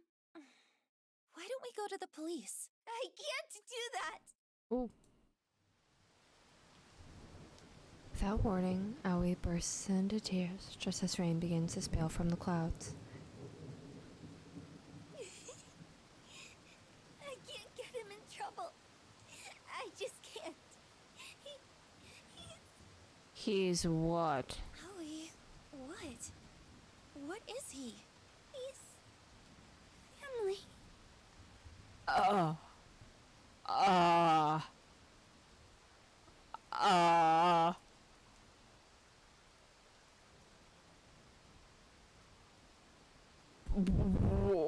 I had a feeling that's what the he's is. I was hoping I was wrong. A gust of wind blows down the narrow street, causing my hair to whip wildly in my face. I brush it out of my eyes and mouth, only to see Aoi standing still, her head down. The stalker. He's... family? I could never bring myself to tell you. But surely you must have wondered why I've put up with it for so long. Oh dear me, oh my. I don't know what to say. I'm stunned. You're putting up with it because you don't want him arrested. Yes. If he goes to prison, the rest of my family will disown me. Then I'll truly have no one. That poor fucking girl. Holy shit. You have me. You know what I mean. You're not the most stable person. I'm just going to go home for tonight. Thanks for coming out to see me, Noriko. Aoi turns on her heel and strolls away, the click-clack of her shoes against the wet pavement echoing through the street. Aoi. She doesn't hear me breathe her name as she disappears into the darkness. That loop? That poor girl. There has to be something I can do.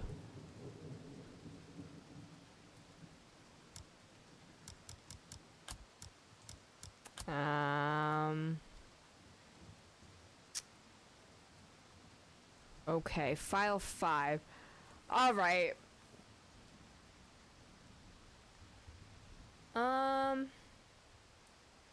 I don't... I don't like either of these options. Now, if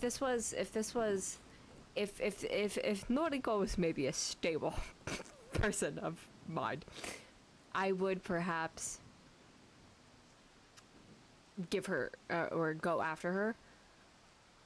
But I feel like Noriko is really catatonic and wild and batshit crazy. So, what to do? I will. Well, I saved. I'm gonna go after her. That's what my gut instinct is to do. And frankly, I can't let her go. I can't let her just walk away, as sad and helpless as she is. My legs lurch forward of their own volition, propelling my body through the rain-soaked street. Owie! Owie, come back! My shout echoes in the night, my weightless words falling through the air like the very rain that patters against my face. Awie's silhouette is just out of reach.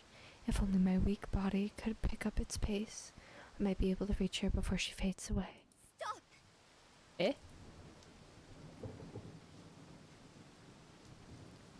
Her unexpected command fulfilled its purpose. I halt, my shoes skidding along the wet ground.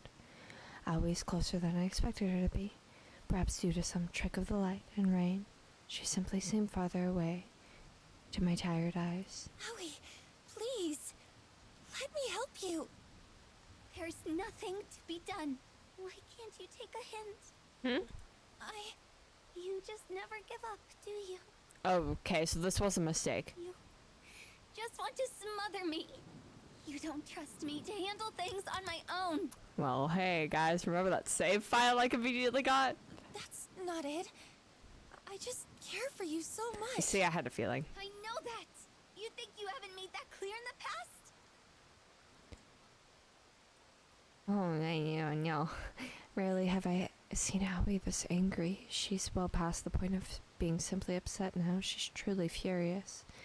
Have I overstepped a boundary? You're not my guardian angel, or my savior, or whatever. Yes, we are reloading the save file, friends. It's my life, Noriko.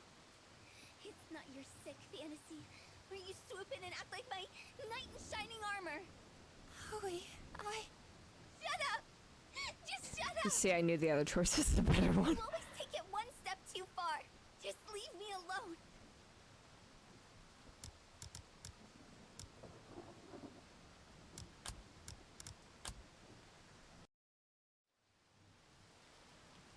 That poor girl. There has to be something I can do. Ah, gee, that's a really hard decision, guys. I mean, can I be honest? I was leaning towards give her some space, but I'm like, maybe. Anyway. Hey, girly, I gotta say, it's better off this way. Trust me. Just trust me. Aoi is gone, and I didn't lift a finger to try and stop her. I know her well. If I chase her, pursue her, she'll just resent me for it. Oh, great. Well, you know that. It took a long time for her to heal the wounds I inflicted last time I pursued her relentlessly. What did you do? Hold on a second. The best thing to do is give her space. Let her sort out her own thoughts. She'll talk to me when she's well and ready. I just need to be patient with her. My phone rings, the sound slicing through the patter of rain. It's Aoi. Of course it is. Hey, Noriko. Hold on a second. The girl bursts into tears, her sobs reverberating through my ears. Whoa. I can't do it anymore. Hold on. For starters, beautiful fucking CG. Is that what that's called? I don't think it's CG. Is it? I don't know. The fucking beautiful fucking art. I really love the contrast in it. I'm going. She's having a mental breakdown, but hold on. I'm admiring the art. Cause it's just so like it's Aoi in the light and and then the darkness. Oh, I love this so much. I know.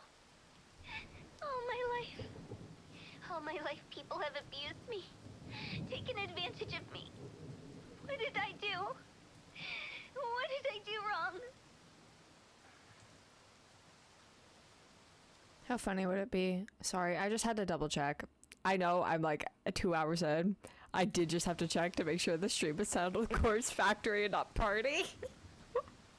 Because I suddenly had a moment of, but what if? Sorry, I need to not break the immersion of these scenes. You never did anything wrong, Aoi. Whoa, and it goes back and forth. I can't explain other people's behavior. And I can't truly understand what you've been through. Sorry. I know that's not what you want to hear.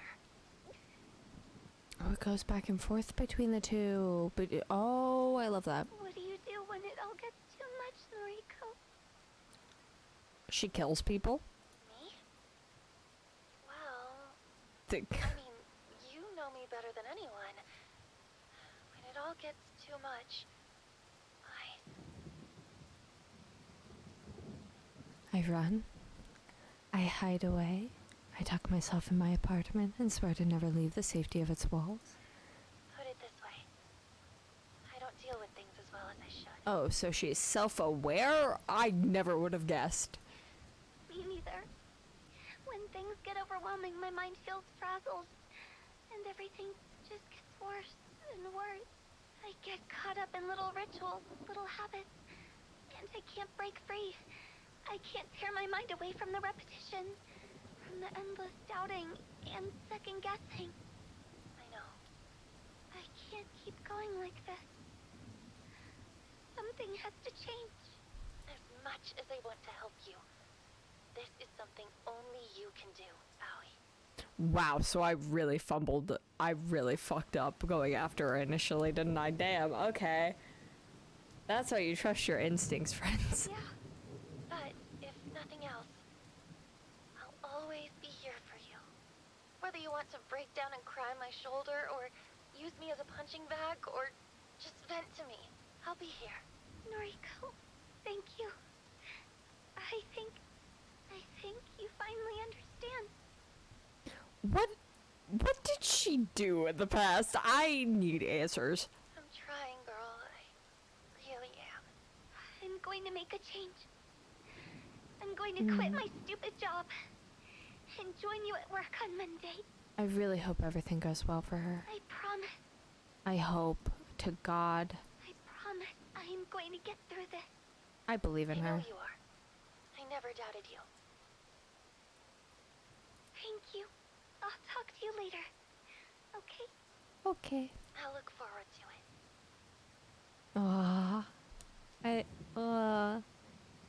Aoi ends the call.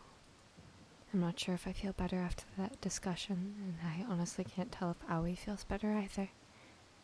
I sigh and look up at the thick cloak of clouds above. The rain continues to fall.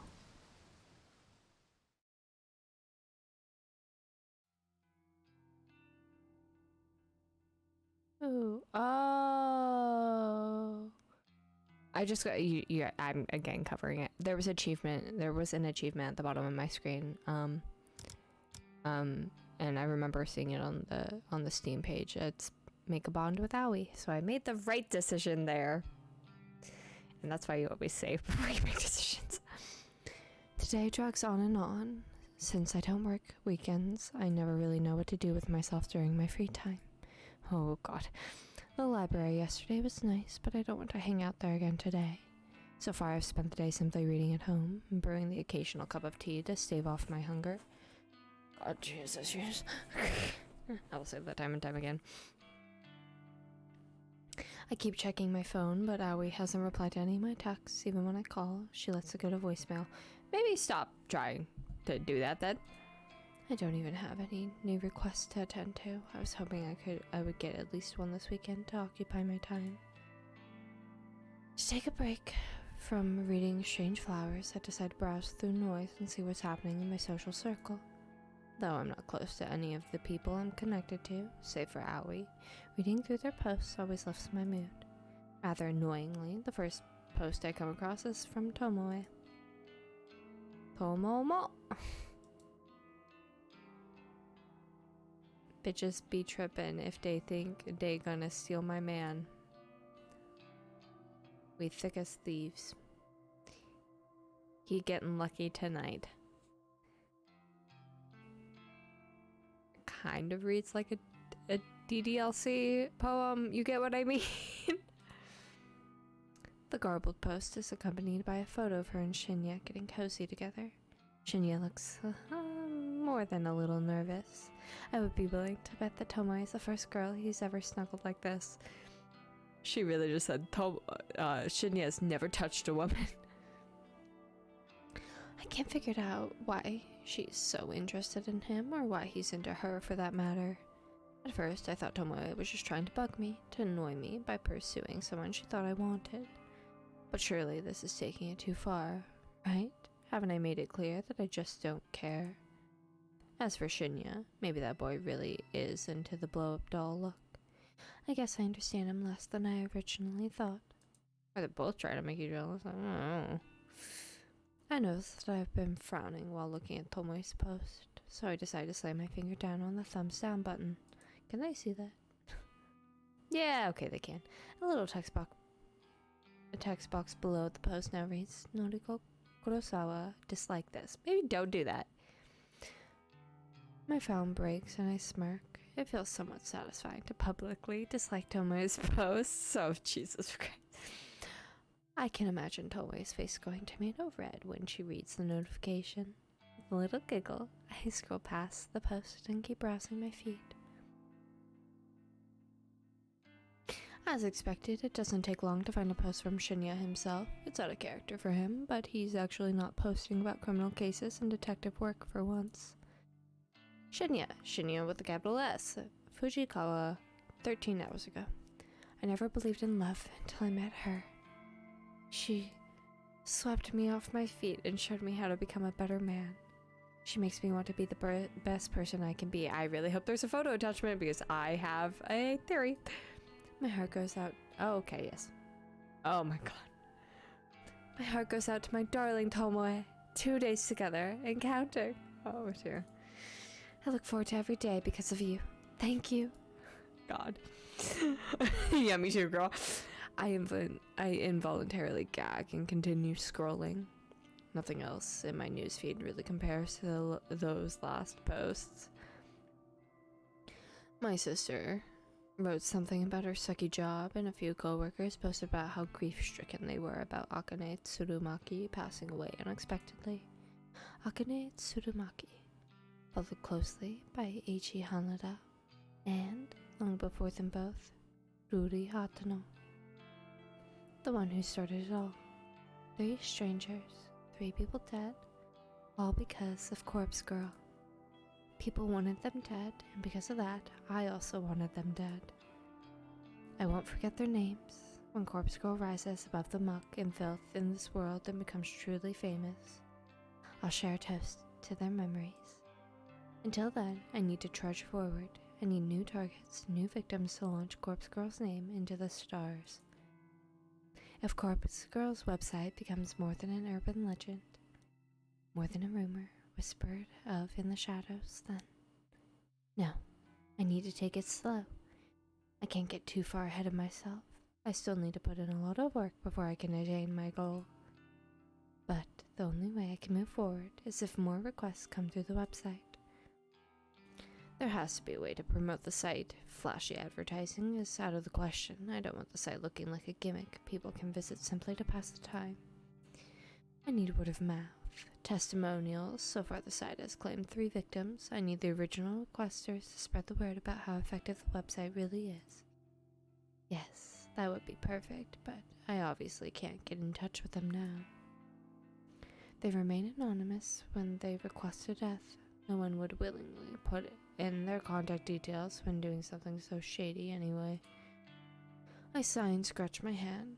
Thinking about it like this won't do me any good. Maybe I should come back to it later. I reach for my laptop, sitting on the couch next to me. Maybe I'll take just one more look for new requests. You never know, right? I log into the administration panel of Corpse Girl's website and check for notifications. One new request. Request details. Today, 3:31 p.m. local time. Victim's phone. Downloading image attachment. Alright. Let's see. Wait, 3:31 p.m. This was submitted just a few minutes ago. What are the chances I would check the incoming request so soon after receiving one? Well, you've been checking it like a fucking mad lad, so... My heart begins to race as the attached photo downloads to my computer. I'm excited about the prospect of working on a new request for the rest of the evening. Who will be the poor sucker to succumb to the Corpse Girl's whims? Will another beautiful corpse be left in my wake?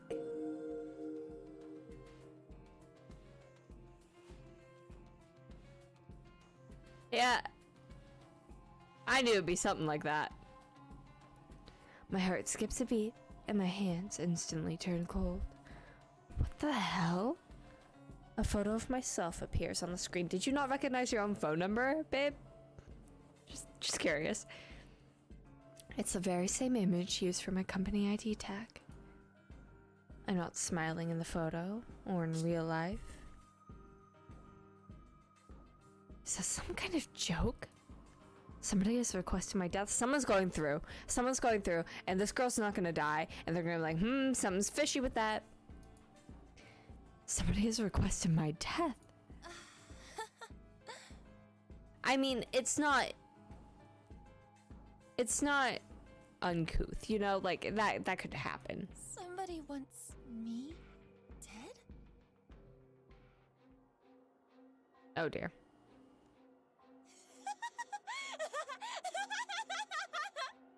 Oh, she's batshit. I can't believe it! It finally happened! Oh, so she knew. Okay, she knew this was a possibility. Got it. I know exactly who requested my death!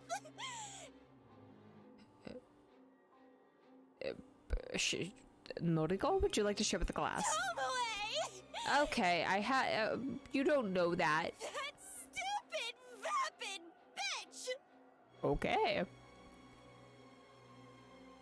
Tomoe Watanabe, the one person who hates me more than I hate myself. Of course she's the one who uploaded my photo. Of course she wants Corpse Girl to take care of me. She's been looking for somebody to test the website on. Her noise post from the start of the week confirms that. And she has been getting increasingly obsessed with tormenting me lately. I'm willing to bet that when I disliked her latest post, it finally triggered her to request my death. Tomoe, you brainless whore! I am Corpse Girl! Holy mother of... In a fit of manic laughter, I set my work to dismembering my photo. I'm going to make my corpse look so realistic that she'll think she really succeeded in getting me killed. And then, when her guard is down...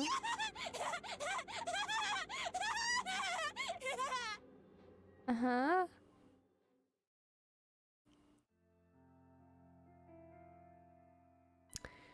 June 1st, Monday morning. Sign of Sato yet? I wonder if she got held up. It's not exactly professional to be late on your first day of work.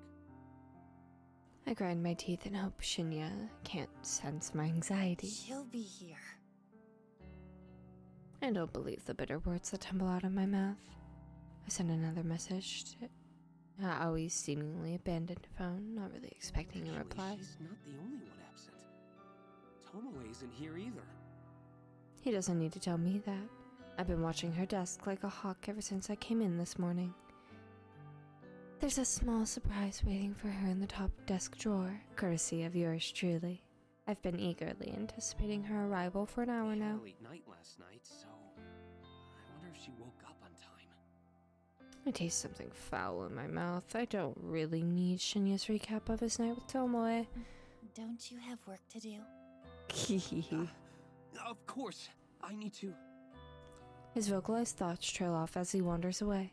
I turn my focus to the keyboard in front of me as I type letters scrawl across my screen, seemingly slower than usual. No Aoi, no Tomoe. The static drone of the office environment is just as loud as ever. But without those two here, something feels off. Aoi shouldn't be missing her first day of work. Uh-oh.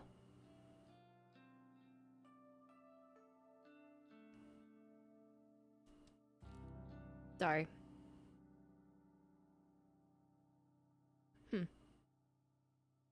Just watching my KBS fucking tank. I don't know what that's all about. God damn. I'm gonna... Okay. It looks like it's fine now. It just dropped. I just look over it. It was at 0. I'm like, oh, that's not great. And say what you want about Tomoe. At the very least, she's punctual. For her to be this late is very unusual. Kurosawa, a word, if you please. Hi, miss. A soft but sharp voice snaps me out of my thoughts. I look up to find a middle-aged woman standing over me, one hand beckoning in an intimidating fashion. Kotomi Ida, an executive who oversees a lot of the juniors on this floor. I deal with her a few times a week. She's a serious and critical person, but I've seen her warmer side. When she chats with colleagues of her own level. Miss Ida, did you need something? Please, come with me. I reluctantly rise out of my chair and follow her through the office. She leads me to one of the glass-screened cubicles that line one wall of the office. Special spaces reserved for meetings and temporary workstations. Take a seat. Am I being fired? I follow her instructions, sitting down on one of the bright and colorful plastic chairs that fill the small enclosure. A new employee was supposed to start work today. Sato, an acquaintance of yours, if I'm not mistaken. Correct. That's right. I've been trying to get in contact with her. I see. You understand that it doesn't reflect well on Sato's character if she can't arrive on time for her first day of work, correct? Yes, I understand. Believe me, it is very out of the ordinary for her to do something like this. I'm sure. Fujikawa recommended Sato for the job based on your personal request. You need to be aware that since Fujikawa holds rank over you, he is the one who will be reprimanded for hiring an unsuitable employee. Sorry, yawn. Now, I wouldn't go so far as to say that he will be punished. Sorry. Rather, his recommendations will be denied for the foreseeable future. I'm gonna move around my mic again. It's gonna be... Okay, there we are. And any attempt he makes to climb the ladder, so to speak, will be vehemently refused by the other executives. Isn't that a bit extreme? All of that because of one temp employee that didn't show up for work? Yeah, and like you don't even know what happened. Like I have a feeling something bad happened to her. That's the way these things go. I've seen it dozens of times. The reason I'm telling you this is because you should feel some sort of responsibility to apologize to Fujikawa. Right. I had no idea. Honestly, Enough. This isn't an open discussion. Apologize to Fujikawa, and see if he will find it in his heart to forgive you. I don't. Okay. And please advise him to seek employment elsewhere. I don't foresee his career with us flourishing anytime soon. God damn, lady. She kind of hot though. Listen, I didn't actually look at her for the first half of that, or for a majority of that, but then I did. I'm like, you know.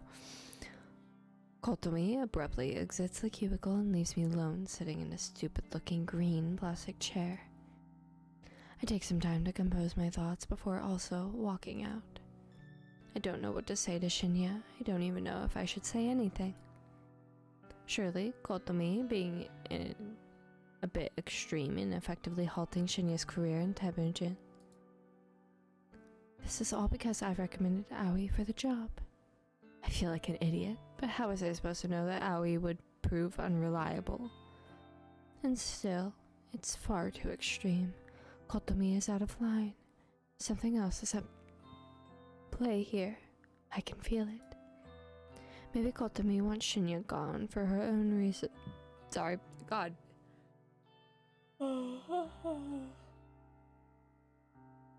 I had bubbly water, so a little bit burpy.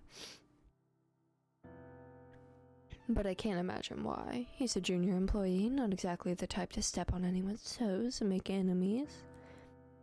I returned to my desk, in a bit of a huff and slump in my swivel chair. My eyes fall on the empty can of coffee next to my computer screen, and I begin to wish I purchased more than one this morning.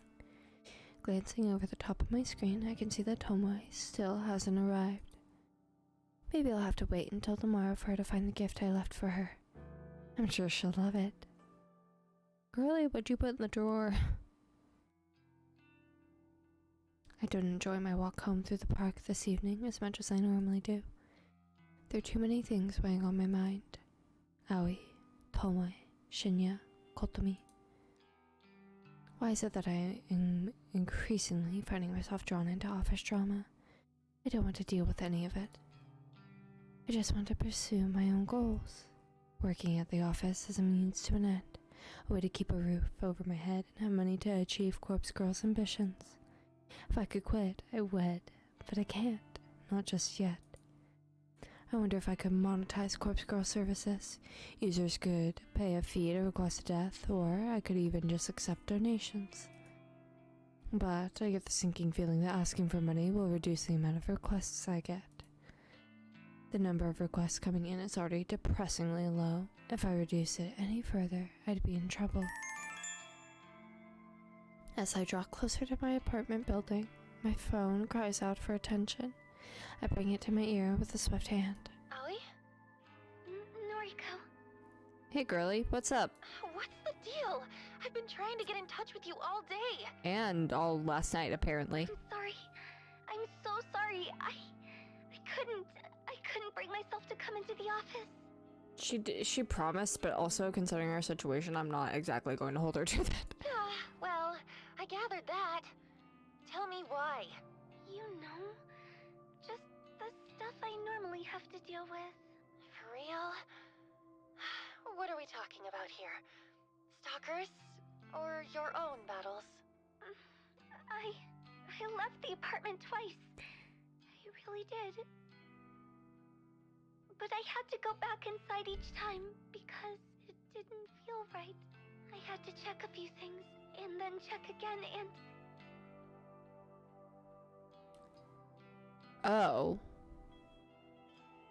So her memory is poor? What? I have a bad feeling about that. Like she obsessively has to check things. In the end, I gave up and laid in bed. I must have fallen asleep because when I looked at the time, it was already late. Right. I sigh angrily and hope Aoi doesn't hear me. Alright. It sounds like you had a rough day. I'm sorry, but the situation isn't great. I'm just going to be honest with you, okay? I don't think they'll be happy with you if you come in tomorrow. If I were you, I'd write a polite letter of resignation and just forget about the job. Shinya's been kind of thrown under the bus because of this. Shinya? Why? I'm not too sure myself. Since he got you the job, I suppose he was somewhat responsible for you. But because you didn't come in, it sounds like his career's in real jeopardy. Oh God. Oh no. Take a breath. You didn't know something like this would happen. I didn't either. I think this one exec has it out for him or something because it's too much of an overreaction. Yeah, it's a bit weird. I can't believe it. I never wanted to cost him his job. To be fair, well, he just can't move up anytime soon. He's not losing his job, technically. No, you didn't mean for this to happen. Look, I'll try and smooth things out a little. I'll talk to Shinya tomorrow. You need to look after yourself right now, okay? Promise me you'll just take it easy tonight and relax. Okay. Forget this ever happened. Noriko will look after everything. As always, apparently, as I learned accidentally. Thank you, Noriko. Okay. Get some rest. Talk to you soon, Aoi. Bye-bye. Oh, I genuinely... I end the call with a heavy heart. I don't actually have any idea what to do. When it comes to Aoi, I always feel obligated to just tell her anything that will help her feel better. If I could actually follow through with my words and genuinely make things better for her, then, well, maybe we'd have a bit of a different relationship than we do now. But I probably missed my opportunity for that a long time ago. That's what I was gonna say. Something happened. And I want to know what, because I'm nosy. I'm interested. I'm intrigued. They both got, like, I think they both have separate shit, and then they both have some, like, cross paths shit. So I want to know what the fuck be going on inside those heads of theirs. Oh. In senior high school, I was never really truly understanding of her, and that cost me too much. Things are different now, of course. I've seen what she goes through. I like to think I understand her a lot more now. My feelings for her are true, and not muddled in sympathy or pity. If this was a different life, and I hadn't made all those stupid mistakes, I would be happy to be with her. But now, the best I can hope for is that she wants to remain friends with me. That will have to be enough to satisfy me. Yo. That voice. A trickle of icy sweat drips down my spine. In the near distance, sitting on a bench close to the park's exit, is an easily recognizable figure. Come here. Ah, different fit. I freeze in my tracks. My body wants to keep walking to reach the familiar safety of my home, but my brain is engaging its fight or flight mode. Torn between my options, I find myself completely stationary. Come on, I won't hurt you. Tomoe. There's no doubt in my mind that she's been waiting for me here all afternoon. She knows my route home. That's obvious since I last encountered her and Shinya in this very same park. I can't help but tense up as she leaps off the bench and approaches me. You're into weird shit, right? Like, occult stuff? You sound scared and uncomfortable. Maybe? Is that what you came here to ask me? Nah, just listen, okay? I wanted the opinion of someone freakier than me. She really knows how to flatter a girl. It's kinda dumb, you know, but have you heard of that Corpse Girl website thing? Who does she think she's talking to? More importantly, how should I respond? I've heard rumors. Safe, neutral, I guess. Yeah, right? I heard rumors too, so I checked it out. I thought the whole thing was really funny. Like, could it be for real? Anyway, maybe I kinda used it to request a death. Is that so? Tomoe has pretty much straight up admitted that she was the one who requested my death. After all, I know exactly how many requests come through the site. The latest one had to have been from her, but what if it wasn't? Yeah, and, well, you know how the site works, right? But what if it wasn't? Nah, because what if she requested one of the first two ones? You know what I mean? Ooh. Fill me in. All you do is put in a photo of a bitch and her phone number. Then she's supposed to drop dead. Simple as that.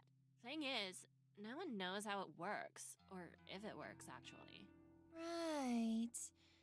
Okay, so you requested somebody's death, and what happened? Well... Oh my god.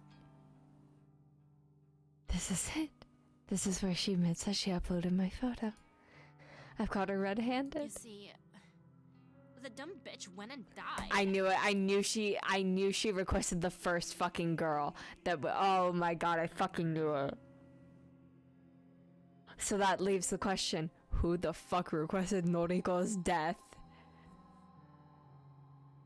I blink a few times. I'm positive I didn't hear that right. What did you say? The chick whose photo I uploaded. She's deader than a doorknob. I don't think that's a phrase. Who is Tomoe referring to? My mind is racing frantically, scanning through the list of Corpse Girls victims over the past few months. The only people who have died recently are Akane Tsurumaki and Ichi Hanada. Tomoe's talk about a female, so that rules out Ichi. Then there's Ururi Hatono, but she died such a long time ago. Last year, in fact. Surely Tomoe wasn't the one who requested her death. It was way too long ago for her to be bringing it up now. That leads me to believe that the only person Tomoe could be talking about is Akane Tsurumaki. Or has somebody else died? Somebody I never found out about? That's impossible. I've been so thorough in searching for results of my work. The only victim that Tomoe could be talking about is Akane. But wait, no, that can't be right. Tomoe requested my death. Somebody, Tomoe, uploaded my photo to Corpse Girl's website just recently. I take a deep breath and swallow hard and open my mouth. Tomoe, what you're saying is really serious. Are you sure this person died? Yep, no doubt. And that's what I wanted to talk to you about. I would run back to your place of work and take that photo out of her fucking desk, whatever the fuck you did. If you're good with this occult junk, how do you think she died from a website? I like her hat. Do you reckon my request really killed her? Because I don't really want this shit on my conscience, you know? I don't know what to say. I just am so used to like a save button readily on the side. I have a feeling I'm gonna have to make a choice. Come on. I was only really joking around with the website.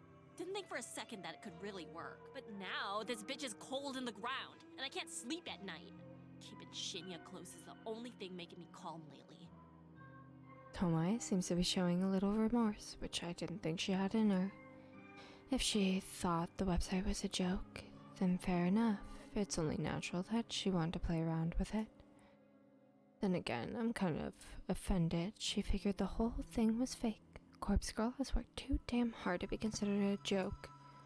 But I want to get to the bottom of this. I need to find out whose death Tomoe requested. And, more importantly, the question of who requested my own death remains unanswered. Tomoe, what's the name of the person you requested to die? Her name? Oh, you might know her. It was that skank from our office, Akane Tsurumaki. Yep. There it be. Akane Tsurumaki. Sure enough, she's well and truly dead. Tomoe isn't wrong in believing that the website killed Akane. Tomoe once posted on Noise about wanting to try the website, and she was waiting to find someone to try it on. If I recall correctly, the request for Akane's death came through Corpse Girl's website shortly after I read that post. Perhaps Tomoe made the request on the very same day. So then, Tomoe was the one responsible. I assumed the person who requested Akane's death was someone in our office, but I never figured it would be a junior data entry temp like Tomoe. How did Tomoe even know Akane? I can't see how their paths would have crossed in such a large office building. Yo, Psycho, you in there? Psycho's right. I snap out of my thoughts and meet Tomoe's dead-eyed gaze. Your professional opinion, can a website really kill someone? I'm torn between giving two replies. I could say that I believe the website worked and therefore help increase Corpse Girl's credibility. Or I could play it safe and make sure I'm not suspected of any involvement. Coward that I am, I decide to play it safe. Okay, I was gonna pick that anyway, because I'm like, it would also ease her mind. No, absolutely not. A website can't kill someone. Which is not a lie. A website can't. A person running a website, though. Yeah, I figured. Guess it's just a coincidence that she died. You reckon I'm not guilty then? I didn't really want the bitch dead anyway. I was just mucking around. Yeah, you're not guilty. Thank God. That's a real weight off my elbows, you know? Shoulders. Mm-hmm. I sure as shit won't mess around with sites like that again, though. I'm gonna play it real straight from now on. I gotta get my life together. I got a man to look after now. Holy shit, she's actually changing. Right. Well, good luck with that. I need to get home. All I want right now is to get back and figure out who the hell uploaded a photo of me to the website. My mind is reeling and I'm not in the right headspace to listen to Tomoe's drivel any longer. Hey, for what it's worth, which ain't much. Thanks. Thanks for putting my mind at ease. I know we ain't always seen eye to eye, and, well, nah. That's about it for now. She is changing. For a fleeting moment, I imagined that she was about to apologize for assaulting me last week. That possibility disappeared from my mind almost as soon as it happened. See you tomorrow. Appeared. She waves almost sheepishly, and wanders back through the park in the direction that I came from. Right. Time to get home. I can't relax until I know who requested my death. If it wasn't Tomoe, then the situation could be a lot more serious than I originally thought. If it wasn't because of my petty squabbles with her, then someone really wants me dead. Who? That's what I'm wondering. It's not Shinya. Oh. I like this art. I really love the art in this game. I think it's really nice. I can't sleep. It must be past 3 a.m. Countless hours have passed since I started trying to figure out who requested my death. I've run through every possible candidate and their potential reasons 1,000 times. I've replayed every encounter I've ever had with every person I've ever met, and I'm drawing a blank. I don't know who wants me dead. I'm not so vain to think that everybody likes me. I'm sure a hell of a lot of people don't like me very much at all. But does anyone not like me enough to want me dead? To nominate me for Corpse Girl, to claim her as prey? I take a little solace in the fact my life isn't actually in danger. Corpse Girl's victims are only brought low by my hand. Though my convictions are strong and I never refuse a request, taking my own life is absolutely out of the question. This is the one and only request I will ever refuse. And it's not for the sake of my own life, but rather for the sake of Corpse Girl's continued existence. I will not let her die and be buried with me. However, now that I've eaten of the knowledge that somebody genuinely wants me dead, I can't cure my upset stomach. No amount of mental reassurance will quell the sickness rising inside of me. The top candidates are, of course, the closest to me. I've crossed Tomoe off the list. Her relief at knowing Akane Tsurumaki's death wasn't her fault convinced me that she wouldn't make the mistake of messing with the website twice. Add to the fact she came to me for reassurance, well, it's safe to say that she's not the person I'm looking for. So that leaves the people I deal with on a daily basis. Aoi Sato, my best friend since junior high and the first person I ever fell for. She rejected me gracefully during her senior high, so gracefully that we still remain friends to this day. Would she want me dead? It's doubtful. She wouldn't even report her stalker, a guy who she's apparently related to the police because she didn't want him arrested. Then there's Shinya Fujikawa, another acquaintance from the school, and now my co-worker. He even goes so far as to call us friends now that we're connected on Noise. I've never been romantically interested in him, but I was under the false impression that he had feelings for me. He's a wannabe detective, but he doesn't have the competence to follow his father's footsteps. He doesn't strike me as the type to want somebody dead, let alone to go through requesting somebody's death. Still, quiet, guarded people like him can really surprise you. When you take those three out of the equation, the people I deal with daily are very few. There are the higher-ups and execs at work, like Kotomi Ida, but our dealings are so short and simple that I'm sure I barely even register on their radar.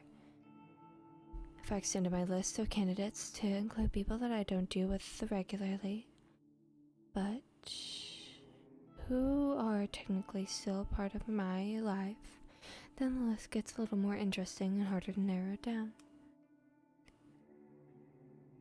Kenji and Momo Okawa, the father and daughter living in my apartment building. They're sweet, kind, and considerate. Couldn't imagine they'd want to kill me unless I'm really using too much of their internet bandwidth and they just can't take it anymore.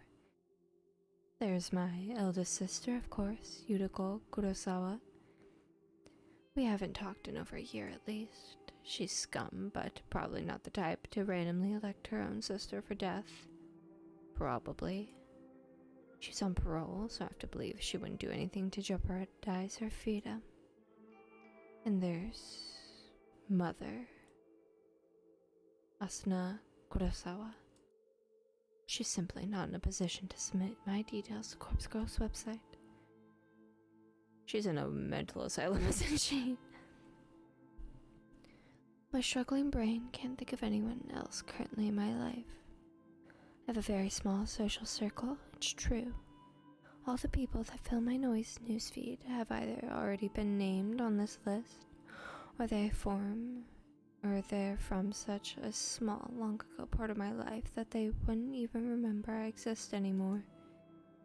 And then, suddenly, without a warning, a face pops into my mind with startling clarity. That guy from the library. Kojiro, was it? Kojiro with no surname. He was bizarre, eccentric, didn't seem like the type of person that gets outside much. Kind of like me, I suppose. His eyes were so clear it was unnerving. They say the eyes are the window to the soul, but I couldn't see anything of substance through his lenses. Out of everyone I've mentally listed, he seems like the person most capable of taking someone's life. That's a biased opinion based on little to no knowledge of him. It's just the impression he gives me. However, I have to ask myself, would he want me dead? Me? A person he met one time at the library? In addition, the photo of me that was uploaded to my website was Temujin's corporate system. It's the very same picture that I wear on my ID tag. How would Kojiro have accessed it? If he was going to upload a photo of me, he would have found my noise profile and used an image from one of my albums. There aren't too many photos of me on there, but there are enough to identify me. The guy's suspicious, but I don't think he's the one I'm looking for. Yet, can't get his face out of my mind.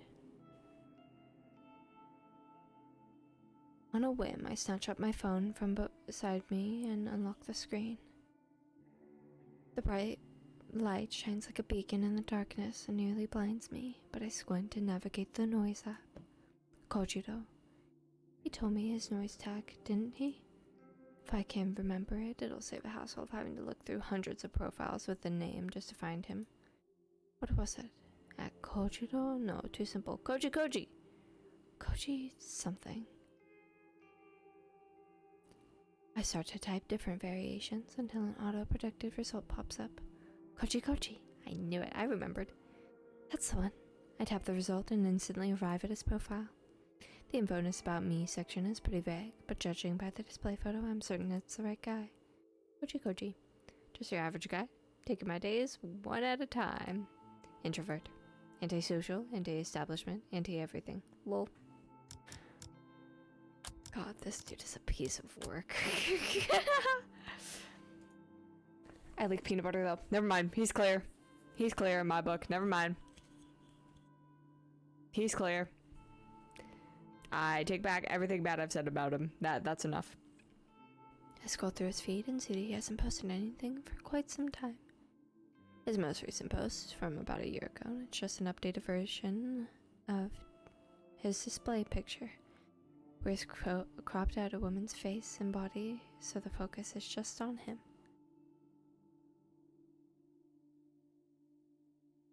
I wonder if he was the one who requested Ruri Hatano's death or like killed her or something. He seems he definitely could be. Hold on. That's my theory. He's the one who requested Ruri Hatano's death.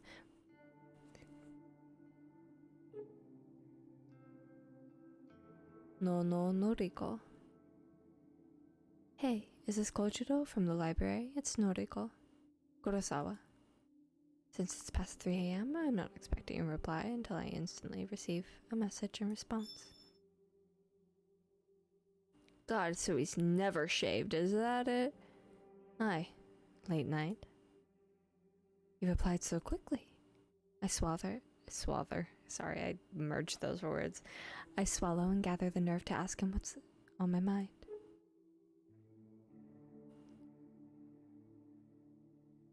Yes, I can't sleep. Have you heard of Corpse Girl's website? Don't get...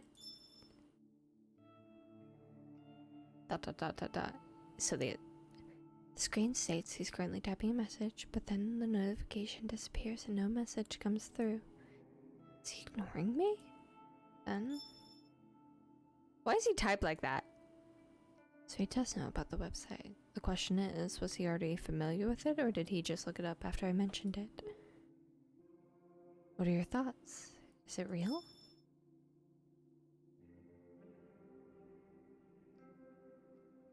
Yes. Love it. Big fan. I see. Me too. Have you used it? No. Well, no. Not yet. Don't hate anyone enough. I don't buy that. It's hard to get a sense of his emotions through his replies. Can't tell if he's being sincere or not. Wait, have you used it? Tell me. Tell me details. Does it work? Oh my god, no, I haven't used it, but it's popular in my office. I don't know why I wrote that, or why I ended the message with a question mark. I shake my head and wait for a response. Okay, let me know if you use it. Might be work for me. Might be work for me? What does he mean by that? I think he's a detective.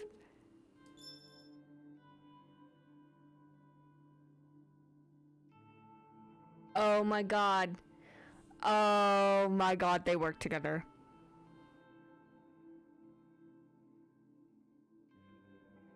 Cause it makes sense now.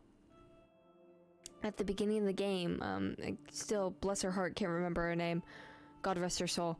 She opens her door and there's like a dead body of her there. Like it's her own corpse. Oh my god, they end up working together. Oh my god, they're both batshit fucking crazy. Yes, I store cadavers. Dispose of later. I don't understand. Hospital morgue. Storage and disposal. He works at a morgue? I noticed a strange smell on his clothes when we met, and now it makes sense. I gag a little and suppress the urge to vomit. So if someone dies, they get sent to you? Even for, like, suicides and murders? Yes, all sorts. Why does he type like that? It's unsettling. Worst are crash victims have to mix and match limbs. Have you ever received a victim of Corpse Girl's website? Possible to know. Maybe. Who can say? Have a name? Shake your head. No. Because she shouldn't have a name.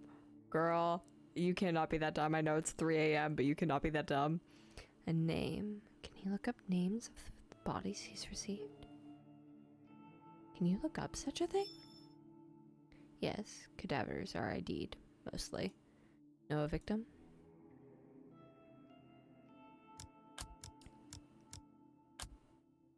I don't need him knowing. Should I ask? Will doing so put me under suspicion of being associated with Corpse Girl? Hello? I can look now, at work. Start to nervously bite my fingernails. I know that I won't gain anything finding out if he's dealt with any of the victims, but morbid curiosity tends to get the better of me. Sometimes I just have to know.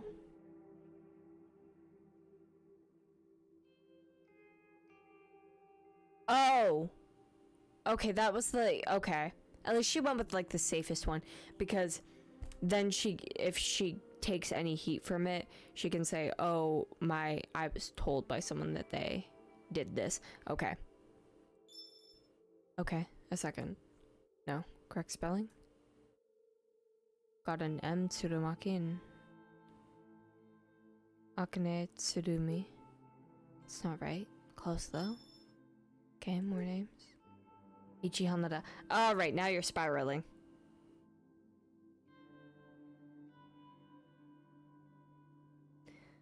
Oh no. Okay. Yeah, no. Can't talk yourself out of that one. One sec. Yes, crash victim. Bad. I remember him. He's still here, actually. You dumb bitch. How did you know that he's a Corpse Girl victim? Oh, you dumb bitch. Oh, you dumb bitch. Oh, God. Oh, God. I can't believe what I'm reading. Ichi Hanada ended up at Kojiro's morgue, and he's still there? Really? How long do you store bodies? Spends up to 2 days for autopsy. No autopsy for him, no need. He just sits here. Gold chamber number 31BB. If family don't collect, then cremation. Is cremation what you mean by disposal? Yes, mostly. Friends of yours? Not exactly. But he's Corpse Girl's victim. You said so? Well, I don't know. You said so. Interesting. I'll look at him again. Really, there's no need for that. It's okay, I won't tell. How did you do it? That sly fucking bastard. Yep. Hey. I think we can trust him. I know at the beginning I said that I couldn't. But now I just think he's fucking batshit crazy and weird. I swallow hard. What does he mean? You know what he means. Hello? How did I do what? How did you kill him? Oh shit. I've messed up. He knows. Koshiro has figured out who I am. Yeah, but you know, I gotta say, maybe listing off victims, not great. In a panic, I slam my phone down. I can hear the constant vibration against the bed as Koshiro continues to message me. Shit. What do I do? Can I make something up to convince him that I'm not the one responsible for Ichi's death? Will he even buy it? By not responding to him straight away, I've probably inadvertently proven my own guilt. I pick up my phone between my trembling thumb and forefinger. I hold it delicately as though it has suddenly become some sort of evidence I don't want to cover it in my fingerprints. In a way, that's completely true. I stare at the messages from Koshiro. Hey, you there? Hello? I better reply. I have to say something. Maybe, just maybe, I can throw him off my trail. I don't know what you're talking about. I didn't kill anyone. Not exactly a lie. Yes, true. Corpse Girl killed him. No name entry on Corpse Girl's website. But you knew his name, and you knew he died. Ergo, you requested his death.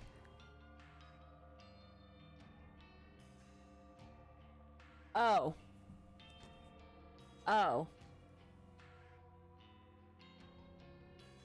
Right, yes. Wait, this is good. This is far better than him believing that I'm Corpse Girl. He thinks I'm just some fan of the website that submitted a request. I have to run with this.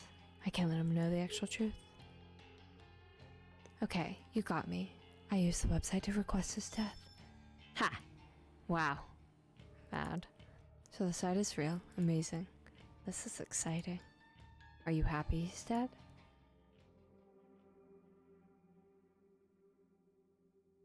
This man's batshit fucking crazy, which... God damn it. Oh, God. I have like a fucking radar for crazy bitches. I decide to take a leaf out of Tomoe's book and act more innocent than I really am. Not really, I just made the request on a whim to see what would happen. Didn't think it would really work. Wow, so you didn't hate the guy, Ichi? No, I never even met him, just found his photo on the internet. Incredible, Corpse Girl kills with just a photo, doesn't even need a name. Wonder how many other Vics I've got here. Lol, not many. Have to go, clocking off soon. Talk later. Kojiro's status immediately changes to offline.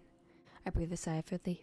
I think he bought the lie. Surely I'm in the clear, but this whole conversation was an exercise in stupidity.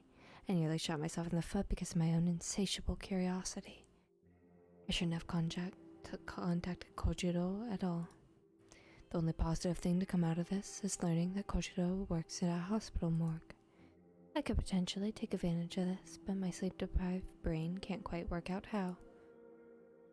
Well, I can dwell on that later. For now, I really need to sleep.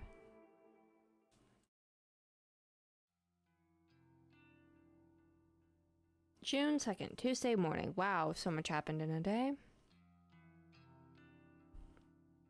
My alarm erupts with a shrieking scream and scares me awake. My eyes don't open immediately, but instead I find myself tossing and turning, trying to bury my face in my pillow. I can't have had more than 2 hours of sleep, and now it's already time to get up and go to work. How the hell am I going to function today? I drag my heavy body from the bed and slide into the pair of slippers resting on the floor. With a yawn and a stretch, I leave my bedroom.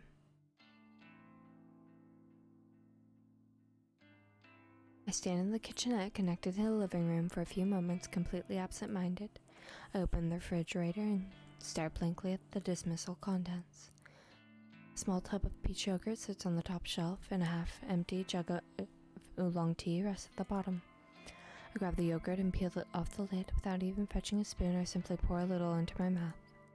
I consume about half the tiny portion and wipe my mouth before throwing the leftovers in the trash can. That will be enough to spike my energy for the morning.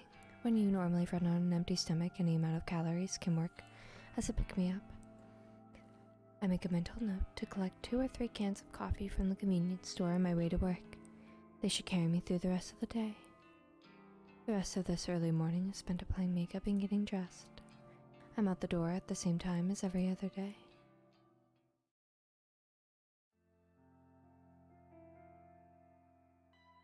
Oh my god. You dumb bitch. Oh my god, she forgot about the little fucking, like, present she left for Tomoe in her fucking desk, and this is gonna be... I think she's gonna start becoming reckless, and she's gonna make dumb mistakes like she just did. To stop myself from nodding off at my desk, I decide to rearrange my personal effects. Having something to focus on is a great way to fight off sleep. Unlike the other employees here, I don't tend to keep too much at my workspace. Yeah, it still manages to feel cluttered somehow. I was thinking right before I started stream, I'm like, god, I need to clean my desk. Like, desperately. It is so fucking messy. There's just shit. Like, it would take me like 2 seconds to clean. I was cleaning it and then I stopped. So I will probably clean it tomorrow at some point because, god, it is just, I got shit everywhere. It is a little bit cluttered. Next to my computer monitor are 3 little figurines that I collected from my toy capsule machines. They're of anthropomorphic coffee cans that were released as a promotional campaign for my favorite coffee brand. Each figure is about the size of my thumb. They're cute little things, and when you put a coin into the capsule machine, you never know which character you're going to get. So far, I managed to collect Captain Cafe Au Lait, Lieutenant Long Black, Madame Macchiato. If I remember correctly, there are 2 more I still need to get. But the capsule machines seem to be out of rotation now because they've been replaced with different series of toys. If I ever want to collect the remaining figures, I'll probably need to buy them online. Oh well, I'm not super invested in having to own all of them. I give each tiny figure a bit of dusting and set them back up next to my monitor so they are all standing up straight and facing forward. Satisfied that they're tidy, I look at the small tray of drawers that sit on the other side of my monitor. I mainly just store papers and office memos in them. They're not really big enough to hold anything much larger than documents. I rummage through the drawers and discard a few notices that aren't relevant anymore. When I'm done, I file away a couple of loose papers that have been fluttering around my desk for the week. With that complete, I straighten my keyboard so it's parallel to my mouse pad. I give the keyboard a thorough dusting and lean back in my chair to admire my work. The desk looks much nicer now. A clean workspace invites a clear state of mind, or so my co-workers would have me believe. Maybe I'll buy into that a little bit now that I can see the effects for myself. The corner of my eyes catch a glimpse of blonde hair, and I turn to watch Tomoe enter the office. She nods at Shinya as she walks by his desk and continues nonchalantly toward her own workspace. Since her desk is in my line of sight, I have the perfect vantage point to watch her put her belongings down and take a seat. I feel a sudden stirring of excitement as she sits down. It's almost as if I'm anticipating something to happen. Was something supposed to happen with Tomoe today?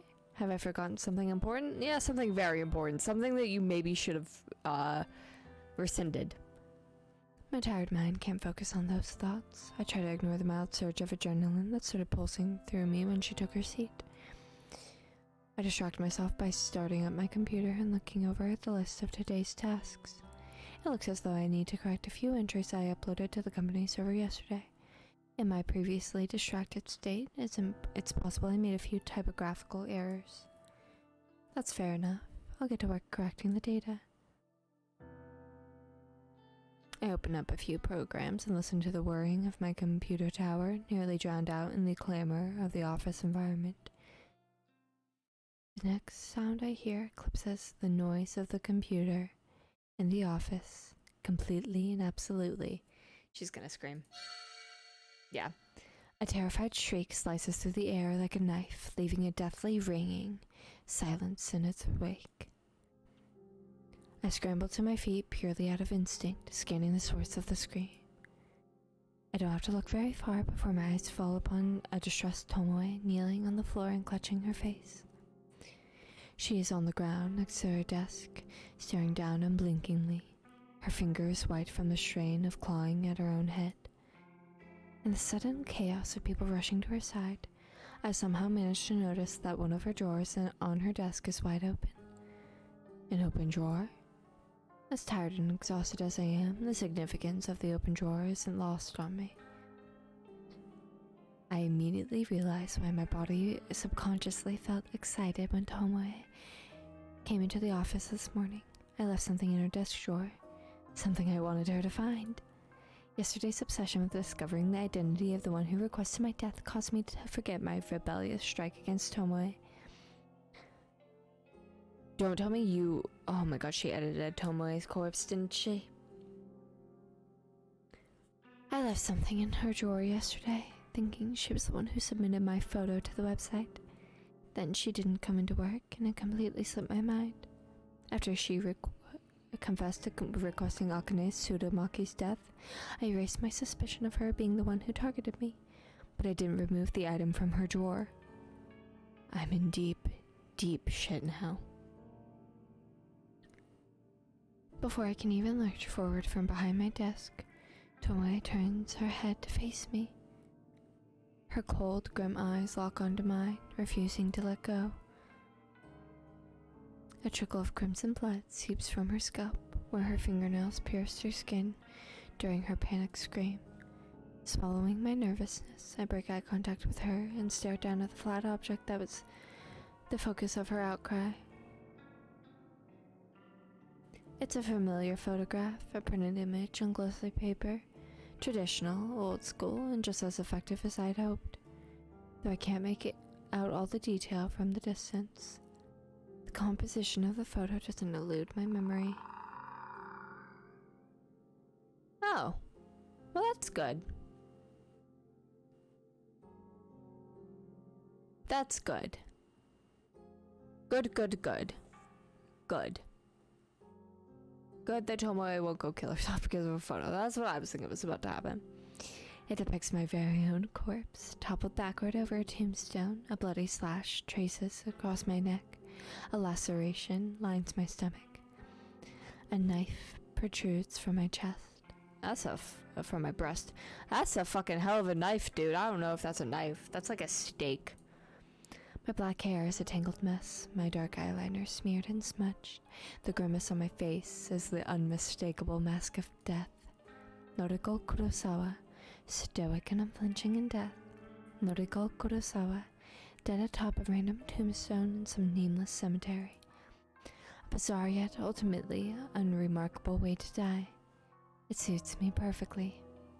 I'm proud of the work that went into this photo. The objective was to punish Tomoe for requesting my death, to create a work of art so horrific she would beg for forgiveness when she found me still breathing. But the scene playing out before me is unlike anything I had imagined.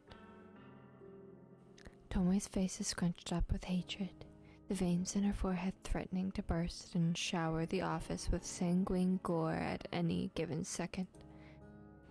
Whether or not she thinks this is some sick prank is beyond my knowledge. All I can decipher is that from her expression is that she is likely to strangle me given the opportunity, but perhaps I'm jumping ahead of myself. Why do I automatically assume that she believes I'm guilty of putting the photo in her drawer? I mean, aren't I the victim in the image? Perhaps she actually... Who the fuck is responsible for this? Good. Doesn't suspect a thing. She howls like a wounded animal, a battered and beaten up pup backed into a corner, clutching the photo, now torn from her bloodied fingernails. She stands and plants her feet firmly on the floor, steadfast, stern, resolute, a bulwark of immovable fury. All eyes upon her, the bleached blonde Gyaru, with an antagonizing attitude, is the center of attention in the office. This photo is disgusting! Absolutely sick! Who made it? You don't have cameras in your office, right, noriko? From the confused and puzzled faces of the 20 or so employees huddled around, it's obvious that no one really knows what Tomoe is talking about. The photo is small, and with her clutching it tightly, waving it around frantically, it's impossible for anyone to make out the detail. I'm bold enough to assume that no one else has emerged to properly glimpse it yet. And maybe I can prevent our co-workers from getting a closer look if I act fast. I dart out from behind my desk and approach Tomoe. Let me see. Tomoe aggressively thrusts the photo toward me. I take a cursory look at it and gasp loudly to add credibility to my acting. Adopting a fake countenance of shock, I grab Tomoe by the shoulder and pull her close to me. I bow my head against hers so we stand intimately in the middle of a crowd, forehead to forehead, our eyes fixated on one another. I hope my beating heart isn't loud enough for Tomoe to notice as we stand against each other. I whisper softly, my pulse quickening as I try to make my words sound urgent and confident rather than broken and anxious. Come with me. I need to talk to you. Tomoe tenses and stiffens, but she murmurs something that sounds like an agreement. I pull away from her and grab her wrist to lead her out of the office. We exit from the throng of onlookers, scratching their heads, and dart toward the elevator. Shinya says nothing as we pass him. He just looks on with a pale face. The elevator ride down is silent and awkward, but eventually the door opens to reveal the ground floor lobby. We weave between scattered couches and sculptures, making a frantic dash for the exit. We're just going. We're just fucking booking it. We finally emerge outside into the brisk morning air. Trying hard to catch my breath, I notice that Tomoe isn't nearly as exhausted as I am. I'm going to chalk up my wheezing condition to a lack of sleep, but I know that it's just an excuse for my poor physical fitness. Tomoe is still holding the photo in her hand. She looks at it once more in disgust, then faces me with one hand on her hip. You want to tell me what the fuck this is? Look, it's difficult to explain, but I'll try my best. I want to find out who planted this in my drawer! And look at this! She thrusts the photo at me once again. She uses the point of her thumb to indicate the timestamp printed at the bottom of the image. It's got yesterday's date on it. A photo of your dead body, as if you've already been killed. But here you stand. I wonder what noriko is gonna say. Sure enough, the photo bears yesterday's date. The time states 9:06 p.m. I marked it as such when I was under the belief that Tomoe would find it yesterday morning. I wanted her to anxiously wait out the day until my death accompanied the rising moon. Since that didn't go down the way I planned, the confusion on Tomoe's face is now self-explanatory. I just can't believe that corpse girl wants you dead. What did she say? Huh? This is just like what happened to Akane Tsurumaki when I requested her death. The police found a photo of her own dead body on her phone when they investigated how she died. What? Is this public knowledge? How did I not know And this? now you've got a similar photo. Does that mean Corpse Girl is trying to kill ya? Yeah. But it doesn't make sense. It's already past the time it says here. And why was the photo in my desk drawer? What do I gotta do with it? I'm still reeling from the information about Akane Tsurumaki. The police discovered the corpse photo on her phone. Of course I did. Of course I would investigate her death. It was foolish of me to assume that photo wouldn't come to light. Tomoe grits her teeth and tenderly touches a finger to the bloody cut on her scalp, the place her fingernails slashed in anguish. She looks at her fingertips in revulsion and sighs. Look, maybe it's my fault that Akane Tsurumaki ended up down the well. Maybe it's not. The least I can do is make sure that the fucking corpse girl doesn't come to get you as well. You ain't my friend or nothing, but sluts gotta stick it out together, right? I don't want another cold bitch on my conscience. Yes! Let's gotta stick together. Let's go, Tomoe. Am I allowed to say that word on Twitch? I feel like I am. I feel like I can get away with it. I feel like these are the most touching words Tomoe can string together. I'm somewhat flattered that she wants to protect me. Tomoe, you don't have to do anything. Yeah, I kinda do, you know? You comforted me a little when I came to you about the dead skank. Made me feel like I wasn't totally to blame, yeah? She's charming. She's cute. I like her style. I really do. You might not be as much of a psycho as I thought. Might be a heart beating behind that flat chest. God damn it. She's funny too. Okay. Thanks. Unexpectedly, the brash and brazen girl beams at me brightly. I'm putting you under 24-hour surveillance. Corpse Girl's gonna have to crack my skull open before she goes sticking her fingers into yours. Aww. Tomoe, really, that's not necessary. Please don't come into my house. That's gonna cause issues for me. I can't figure out a way to convey that I'm not actually in any danger. Well, immediate danger at any rate. It's true that there is someone out there who wants me dead badly enough to have requested it through the website. But as far as the threat of Corpse Girl coming to get me goes, I'm perfectly safe. I resign myself to simply staring blankly at Tomoe, the girl I held so much disdain for. I know I should choose my next words carefully. Tomoe is prone to violent outbursts at even the best of times. Decision. Okay, well, we're not gonna protect that. We're not gonna pick that one. I feel like, okay, it would be kind of an issue.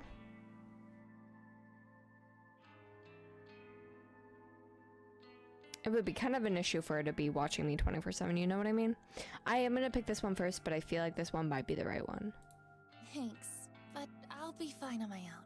Nah, that's bull. You're a delicate little thing, so it's up to me to look after you. Seriously, I'll be okay. I don't think Corpse Girl is going to come after me. Hell yeah. And what makes you so sure? It's a long story. But look, you said it yourself. The time and date on the photo have already passed, right? Huh? Oh, yeah, guess so. What's so what? Well, I can't imagine someone coming to kill me now. I mean, the corpse in the photo is clearly dead at 9:06 p.m. last night. But I'm standing right in front of you. I'm pretty alive right now. You're not really convincing me. I mean, I don't totally believe this corpse girl person really exists, but still. Something or other killed Akane Tsurumaki. Pretty sure it wasn't suicide, what with the photo and all. Uh-oh. So, since you got one of them photos too, I think it's best we hang. At least for a day. Let me keep you safe. That I will agree to. You're really stubborn, you know that? She definitely is. But I think at least a day will kind of just, I think I can agree to that. I think that one's pretty safe. Oh yeah, but I've been called worse. I'm sure you have, girly. But why'd you think the photo was in my drawer? Couldn't tell you, no clue. Did Corpse Girl get her desks mixed up? And like, shouldn't it have just been texted to you? Yeah, maybe she got her desks mixed up, that's it. I don't know. Ugh, this shit really fucks with my head. Let's just get back to work, yeah? Tomoe turns to head back into the building but stops short. She faces me and hands me the photo. Here. Better you have it than me. She enters the office and leaves me standing in the cool morning air. Looking down at the photo, it's pretty clear that it's me in the image. I suppose it would be best to delete this evidence. I shred the photo carefully, making sure to completely destroy anything of my defining features in the image. With the photo completely ripped beyond recognition, I toss it in a nearby bin and enter the office building.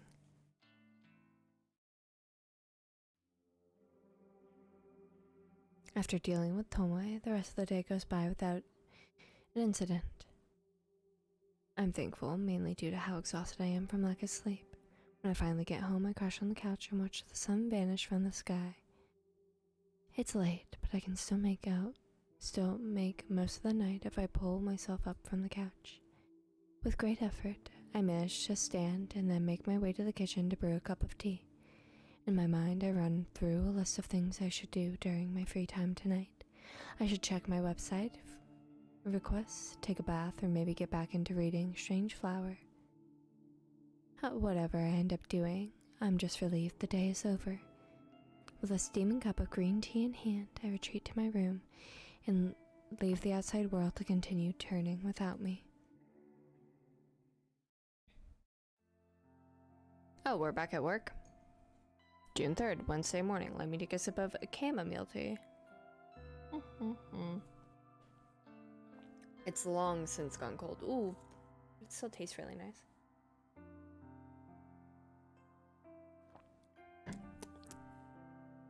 Fun fact, for most teas, I'll leave the tea bag in there while I drink it. Especially with chamomile, I just find that it never really does anything. It doesn't really make it bitter. For Earl Grey, I had some Earl Grey earlier and I did take that tea bag out because holy shit, the black tea gets strong. But for like green teas and stuff, I'll leave it in. Another dull morning in the office. The chatter of people talking on the phone, the humming of the air conditioner, the tapping of fingers against keyboards. If I didn't have music to drown out the white noise, I'd probably go mad from being exposed to it every day. I don't know how everyone else deals with it. Thanks to a good night's rest, I've been able to work diligently so far. I've completed a few tasks already, but there's still a lot of work to do. As I continue to pulverize my keyboard with thin, brittle fingers, I look out over the office floor to see who is around. Shinya sits at his desk, his expression scrunched up in concentration, and he absent-mindedly scratches his face with the blunt of the end of a pen. Turning my gaze, I observe the back of Tomoe's head as she works attentively at her computer. She hasn't said anything to me since we arrived at the office this morning. Because I know that she's not the one who requested my death, I feel more at ease around her. And with the photo of my own corpse destroyed, I can put yesterday's unplanned events behind me. I need to be more careful in the future. Forgetting that I planted a photo like that in Tomoe's desk drawer was an oversight I can't afford to repeat. I need to be clever, calculated, cunning. Corpse Girl's ambitions require me to be at peak performance at all times. I can't go messing up like that again. I'm lucky that no one else was dragged into the whole mess.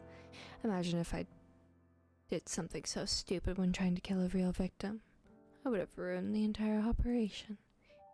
Taking a deep breath, I clap my cheeks softly with both hands. From now on, I'm going to truly focus when carrying out my plans. All I need to do is wait for the next victim to come through the website. I'm ready for it. Finding out the identity of whoever requested my own death shouldn't be my top priority. I'm immune to Corpse Girl's wrath, of course. So unless someone decides to come after me with a knife, I'm perfectly safe. So who's to say they won't? I'll check the website's request this evening as soon as I get home. It's too risky to try and access it while at work. What if someone requested her again? Like they want her dead that bad? With newfound resolve, I nod to myself and look ahead to the end of the day. And we're back home. A flickering notification on my laptop screen prompts a wicked grin to split my face in two. One new request. I don't waste any time before opening up the details of the request. My heart begins to pound, and I feel the welcome rush of adrenaline flooding through my body. Today, 10:55 a.m. local time. Victim's phone number. Downloading image attachment. Huh. Okay. My eyes widen at the sight of the uploaded photo. Two people. 2 identical women. Twins? Identical twins at that. The woman on the left is circled in red. She's obviously the requested victim, but without knowing them personally, it's impossible to distinguish between the two. They both have the same stunning features, lustrous hair, and contagious smiles. This is truly an interesting request. I immediately jumped to the conclusion that one twin wants the other dead. That's not the only possibility, but I like to think that's the case. Makes it exciting. This type of request only serves to reinforce my resolve. I can't wait to start gouging out the victim's eyes. Will she leave behind a truly beautiful corpse?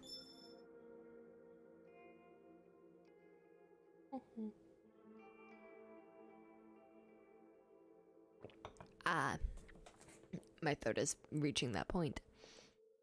As I wait for my secret weapon, the database of the deceased, the double D, to load up, my phone tingles beside me on the couch.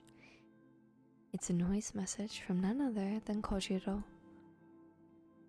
Hey, you there? About last time. Hi. Hey, that guy, Eiichi Hanada, gone today. Is that so? Where did he go? Cremated. Family didn't collect him. Limited space. You know how it is. I don't quite know why Kojiro decided to tell me this. I suppose he still thinks I requested Eiichi's death, so... I see. More names? What? Want me to look up more names? Corpse Girl's victims. Sorry, I don't have any more names for you. Shame. Tell me if you request more deaths. Oh, and...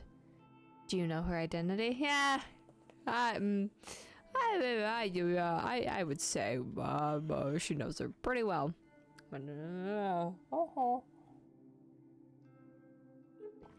Who? Corpse Girl? Yes. Why does he type like that? No, sorry. I don't know who she is. Okay. Is it you?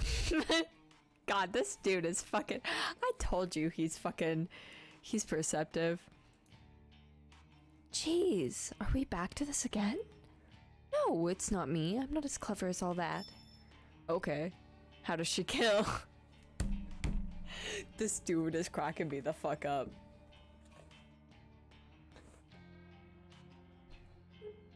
I'm not sure.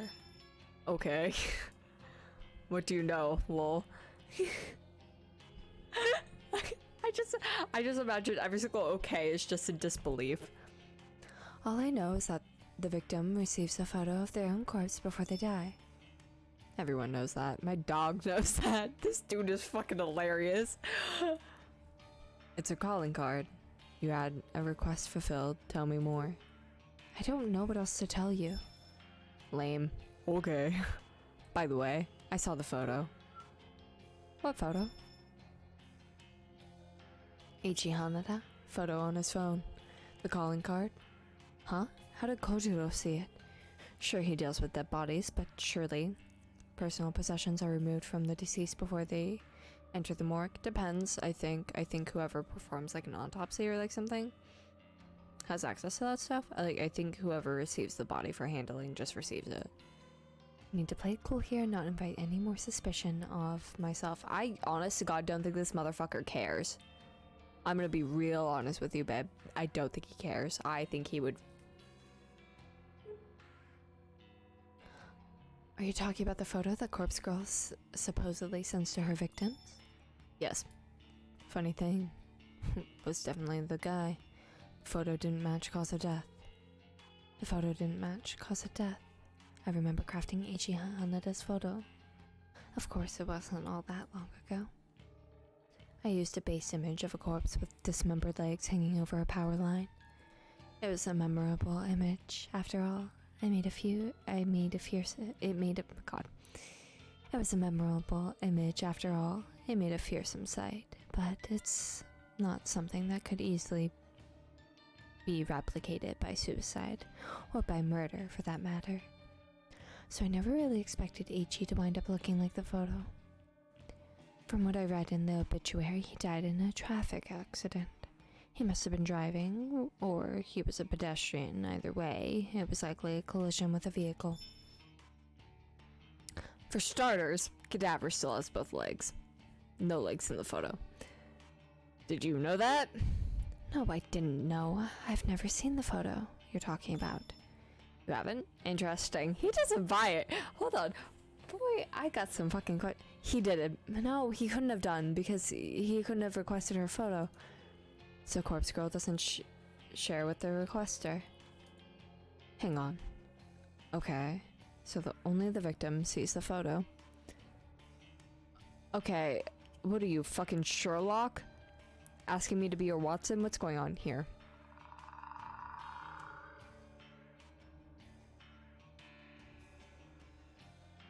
Kojiro shares a photo in the chat.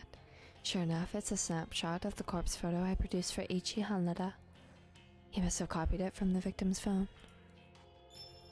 The photo from Corpse Girl. Compare to this. Another photo shared in the chat. This one I haven't seen before. It's Ichi Hanada's true corpse, sprawled forward in the driver's seat of a wrecked car. Seeing a genuine corpse photo doesn't come as much of a surprise to me. After all, I've spent countless hours trawling through the database of the deceased. I've seen more than my fair share of destroyed lives. There's not too much blood in this photo. It's kind of lame compared to the gorgeous rendition of his death that I lovingly crafted. It's still not entirely evident what led Ichi's car collision.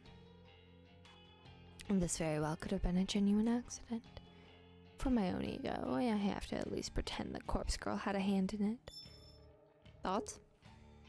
The real death doesn't match Corpse Girl's photo after all. Why do you think that is? I feel pretty clever and manipulative by putting the question on Kojiro. I want to lessen the suspicion of my true involvement as much as possible. You're asking me? Well, some theories. Corpse Girl's photos is a scare tactic, nothing more, but don't know where the photo comes from. She convinces the victims to kill themselves. Yeah. What the hell? How could his very first theory be on the money? Just who is this guy? Sherlock, apparently. Is he stalking me or something? Does he actually know the truth? Second theory. Corpse Girl comes after victims. Yeah. But a genuine accident happened first. Ichi Hanada died before she got to him. His second theory is off the mark, but I can see why he came to that conclusion. Regardless, this is the theory I want him to believe. Aha, I think the second one is most likely. Why would someone kill themselves from seeing a photo? Yeah, I think that's gonna backfire on her because he's gonna be like, you're not that stupid, you read fucked up shit. Doubting my own methods like this leaves a sour taste in my mouth. Not that simple. Photo is personal and time-stamped, adds urgency, realism. Could be effective, especially in someone anxious or gullible. He's right, of course. Sorry, I'm shifting in my chair. Alright, we're back. Although causing death in this manner was never my intention when I first started Corpse Girl's website, it's a possibility that did occur to me when Ururi Hatano died. Wait a minute, how did you even get these two photos? Lol. Now she asks. Police on scene like to share. More morbid the better. Dead guy with the corpse photo on his phone fits the bill. They sent me both photos. We played Spot the Difference. Disgusting. Never knew the police could be so disrespectful to the dead. While I can't really talk at the very least, I'm not in that line of work. Anyway, coffee? Huh? Get coffee with me.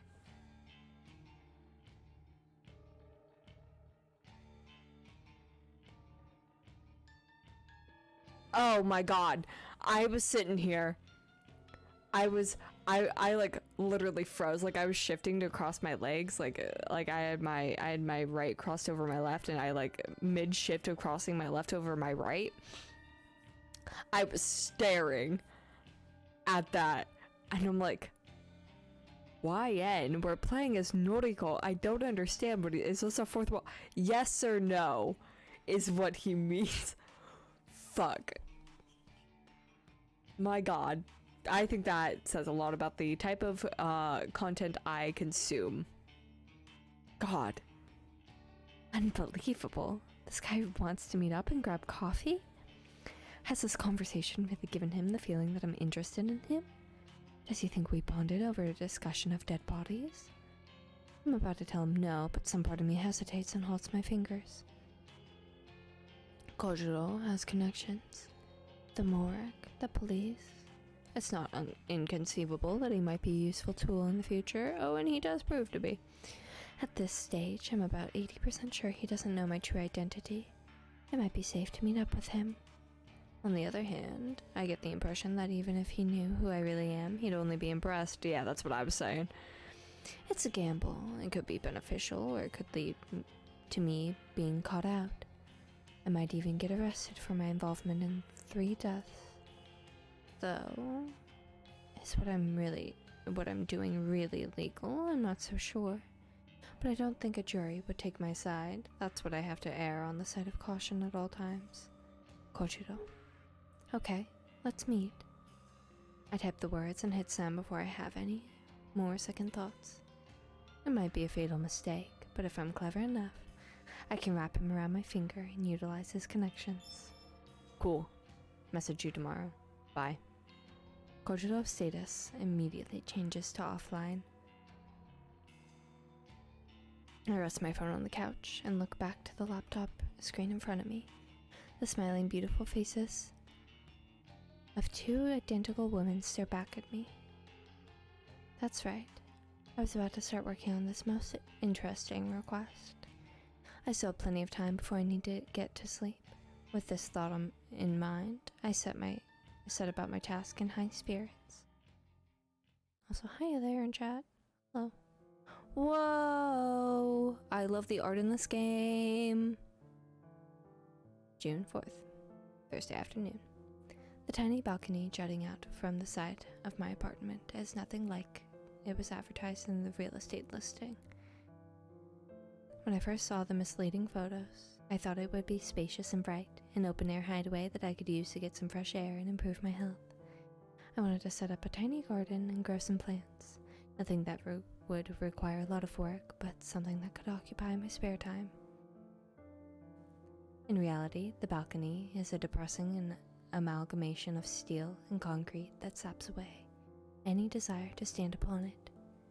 It rests in the eternal shadow of surrounding buildings and manages to catch the sun's rays for about 4 minutes every day. It's an understatement to say I was disappointed when I ventured out upon it for the first time. I suppose, if nothing else, it's a good vantage point for looking over at the city. But that's the only positive thing I have to say about it. As I stand here with my back against the railing, calmly sipping a lukewarm mug of green tea, I breathe a heavy sigh. I should be at the office. I should be tapping away at my keyboard, getting through the backlog of work that has accumulated this week. Instead, I'm here at home, tired and strained and wearing thin at the seams. I called in sick this morning. I don't know if my supervisor bought the lie, but he did tell me to stay home and feel better. So that's what I've been trying to do. It's my own fault I feel this way. It's my own fault that I stayed up until 4 a.m. again. That was me the last time I streamed this game. No joke, I was a zombie the next day. You seem like fun. Oh, thank you. I'm really glad. It's nice to see you here. Hello, welcome in. Yeah, I like to think I'm a bit of fun. We have fun here. We muse over batshit crazy characters in games who are definitely questionable. We crack a few jokes here and there. I know that a lack of sleep exacerbates my condition. I know that skipping meals and refusing to take medication makes me feel this way. I know that I do this to myself. I know. But this is me. This is what I do to myself as I try to take on each day. This is the way I stretch myself thin. For no reason other than because some days I don't want to be better. I just want to be. I want to stay up late and work on Corpse Girl's requests. My body's need for sleep doesn't come before my ambitions. I want to eat only when necessary because when I'm slim, I look beautiful. I want to be beautiful, just like her. Just like who? Eh? Who? Hello, knocking. Hello, Miss Ma'am. Like who? I want to skip my medication because taking the same pills every day is a hassle and expensive, and I question whether I need them anymore. If I can just stay at home like this, I don't need the medication. I even came out on to the balcony, and that counts as being outside. So why do I need to take the pills? It's true that when I skip a few days, I end up like this. Take your meds. Disclaimer. Bored and looking for something fun to do? Well, I hope I could keep you company and keep you entertained. I know how that be, just browsing around. But yes, you're free to stay for as long as you wish. I try to convince myself that I'm fine, that I'm fixed, like I was some broken thing that has been magically repaired. But I end up staying inside all day with the curtains shut and my eyes locked on a screen. I know that when I stay on top of my medication, I can go out and work in the park and the library without a second thought. I can get on the train and not worry about strangers breathing on me or touching me. I can go to the convenience store and leisurely look around. Even went to that restaurant last week and read a book while eating dinner. And no one even tried to cut me or abduct me. Hello, ma'am? No one tried to strangle themselves in front of me. Yuriko.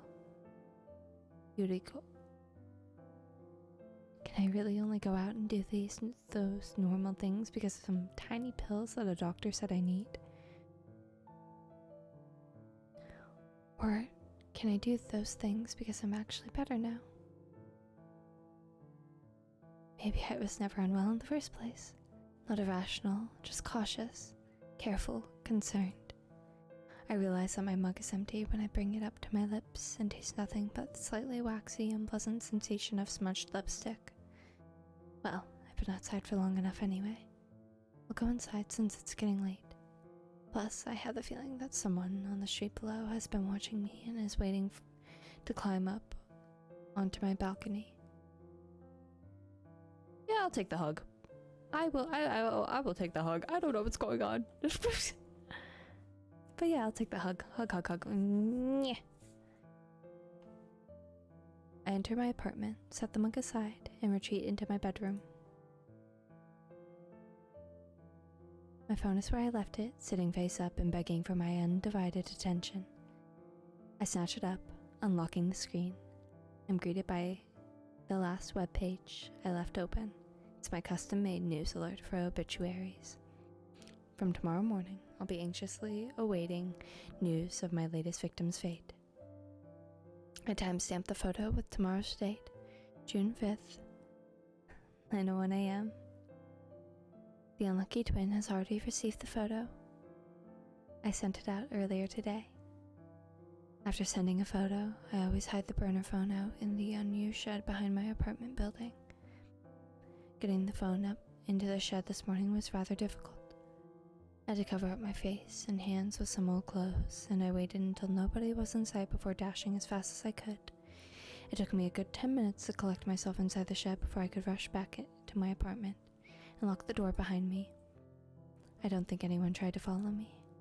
However, I know that I'm going to need to retrieve the phone again tomorrow and dispose of it. I'll check for a reply from the victim, of course.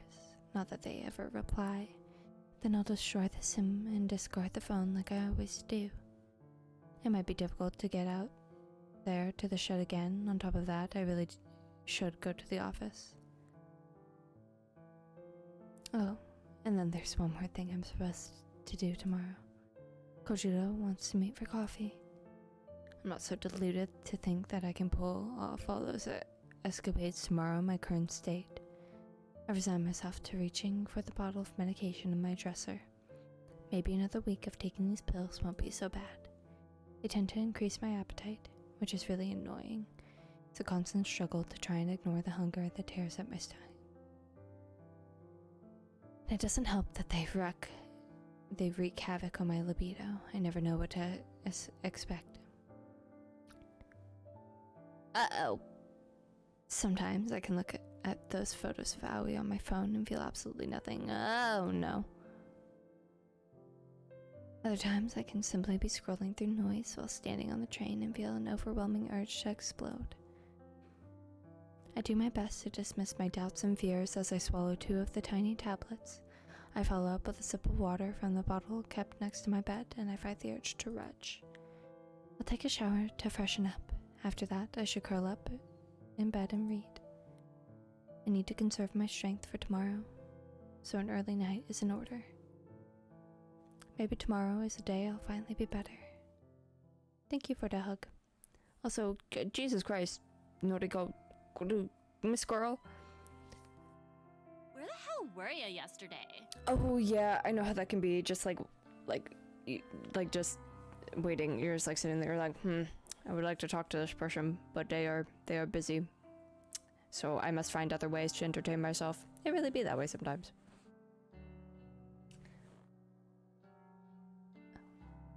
Did you miss me? Nah, just glad you haven't bit the dust yet. Another one bites the dust. That's so sweet. And another one gone. Tomoe leans in close to me, almost uncomfortably so. Listen, have you had any trouble with Corpse Girl? Nope. Nope. I think I'm in the clear. Oh yeah. Boo-hoo-hoo. Well, I guess the time marked on the photo has long passed. Maybe you really are safe. Yes. Ooh, you will not remember any of this happened. We will forget, and you will conveniently never question this again. Woo. Yeah. Thanks, though. Huh? Thanks for what? For thinking of me. Aw. Shut up. Tomoe's face is glowing red with embarrassment. Despite our differences, our interactions regarding Corpse Girl have helped us bond a little. I'm not counting on Tomoe and I having a lasting friendship. Even just quiet peace might be expecting too much. I think it's in Tomoe's nature to want to pick fights with people, regardless of whether she's close to them or not. I wouldn't be surprised if we end up quarreling again, no matter how much we learn to respect each I'm other. at my desk if you need me, but don't bother me, you know? She waves and leaves that cryptic statement in the air behind her. I return my attention to my computer and mark a few tasks on my list as completed. The next person to waddle up to my desk and interfere with my work is Shinya. You weren't in yesterday? Nope. Are you well? Yep. Okay. I've been meaning to speak to you about Sato. She quit, right? Aoi? Yes, the thing is, I'm kind of in deep water because of her not showing up to work. Right. And then resigning immediately. Right, that is a mystery of the museum we have yet to solve. Shit. I was supposed to talk to you about that, actually. It kind of slipped my mind. Mine too, a lot's been going on recently. Oh, I'm sorry, Shinya. It's my fault, really. I hassled you to get Aoi a job. Aw, you're so sweet. I hope you rest well when you finally do get to sleep. And thank you for the follow. I appreciate it. You're very kind. I hope to see you around here more then. no. I didn't exercise due diligence.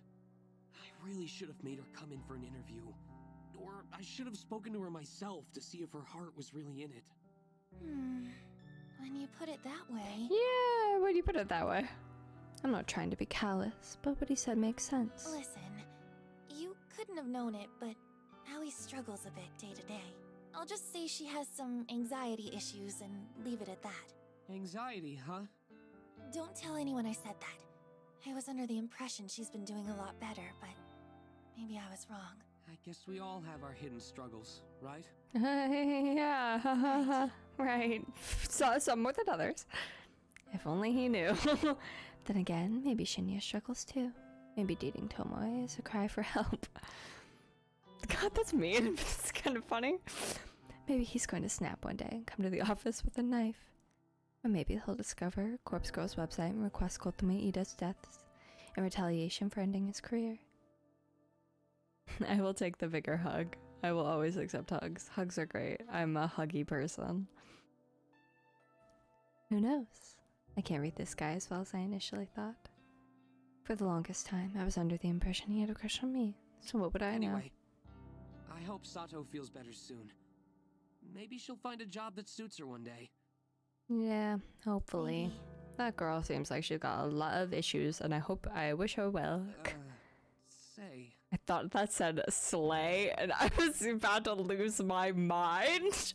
seeing as we're friends now and all, would you mind if I ask you a personal question? Right, friends, that's what we are. That depends on what it is. It's related to, intercourse.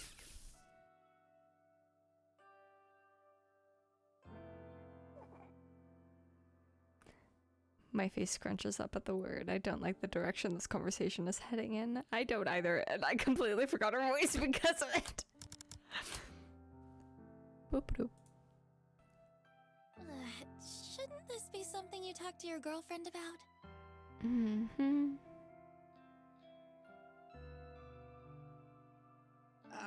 Yes, you're right. But I can't actually speak to her about it. You're really the only other friend I have, so... Oh, poor dude. Shinya's face takes on a dark expression that's far more depressing than what he just said. I feel bad for the guy. Well, what's the question? Oh, if... Okay. If someone pressures you into, you know... I feel like I already had. Yes, I feel like I've given this. I'm going to start putting warnings on the stream. Thank you for the hug. I appreciate it. Again, you're very, very sweet. Mwah. That's the sound of a hug. That's the sound a hug makes, and I've just given you a hug back. That's how that works. Sex? His face turns red in an instant. Yes, that. If someone pressures you into it and you really don't want to do it, what should you do? Not do it. He's crying. Oh no, poor boy. Say no. Firmly and loudly. No one should make you do things you don't want to do. So true, Noriko. Yes. Of course. I feel that my answer didn't give Shinya the comfort he is obviously seeking. Is Tomoe pressuring you into going all the way? No, of course not. She would never... Never mind. It was foolish of me to bring up this topic. No. I'm really sorry, Noriko. Please, forgive my lack of professionalism. You're fine, dude. Shinya bows to me deeply, his face parallel to the floor. He quickly turns and scuttles away before I get the chance to say anything else. What was that all about? Could Tomoe be pressuring him? I wouldn't put it past her, but something doesn't feel right. She seems really spent with him. Would she really push him like that? Maybe it's guilt from not being able to prevent his career going down the toilet, but I feel like I should try to do something to help him. I watch Shinya get onto the elevator, and once the double doors close, I get up from my desk and scoot over to Tomoe's workstation. Hey, can I have a minute? Well, I suppose you are living up to your, to your, what is it called? Username. That's what they're called. Ooh, words. Free hugs are nice. The world could use more free hugs. I feel like everyone could use a hug every once in a while. So it is good you are there to provide. This is weird. Normally I come to bother you. That is how that works normally. You're so right. Astute observation, Miss Tomoe. Yeah, sorry. Have you and Shinya ever gone all the way? Huh? We've only been together for, what, a week? You think I'm some sort of slut? Well, you did say sluts stick together, so about us. So I don't know, girl. You tell me. I'm getting mixed signals. Hey, don't answer that!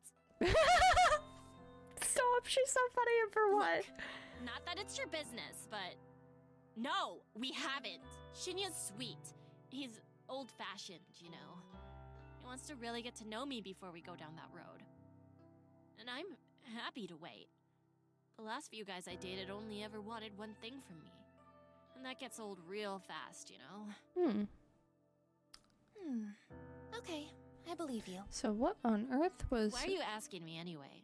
Did Shinya say something to you? He did, but I don't think I'll say that. No, I was curious, that's all. You think we're real friendly now, don't ya? Well, I don't mind some girl talk. I hope. Oh, God.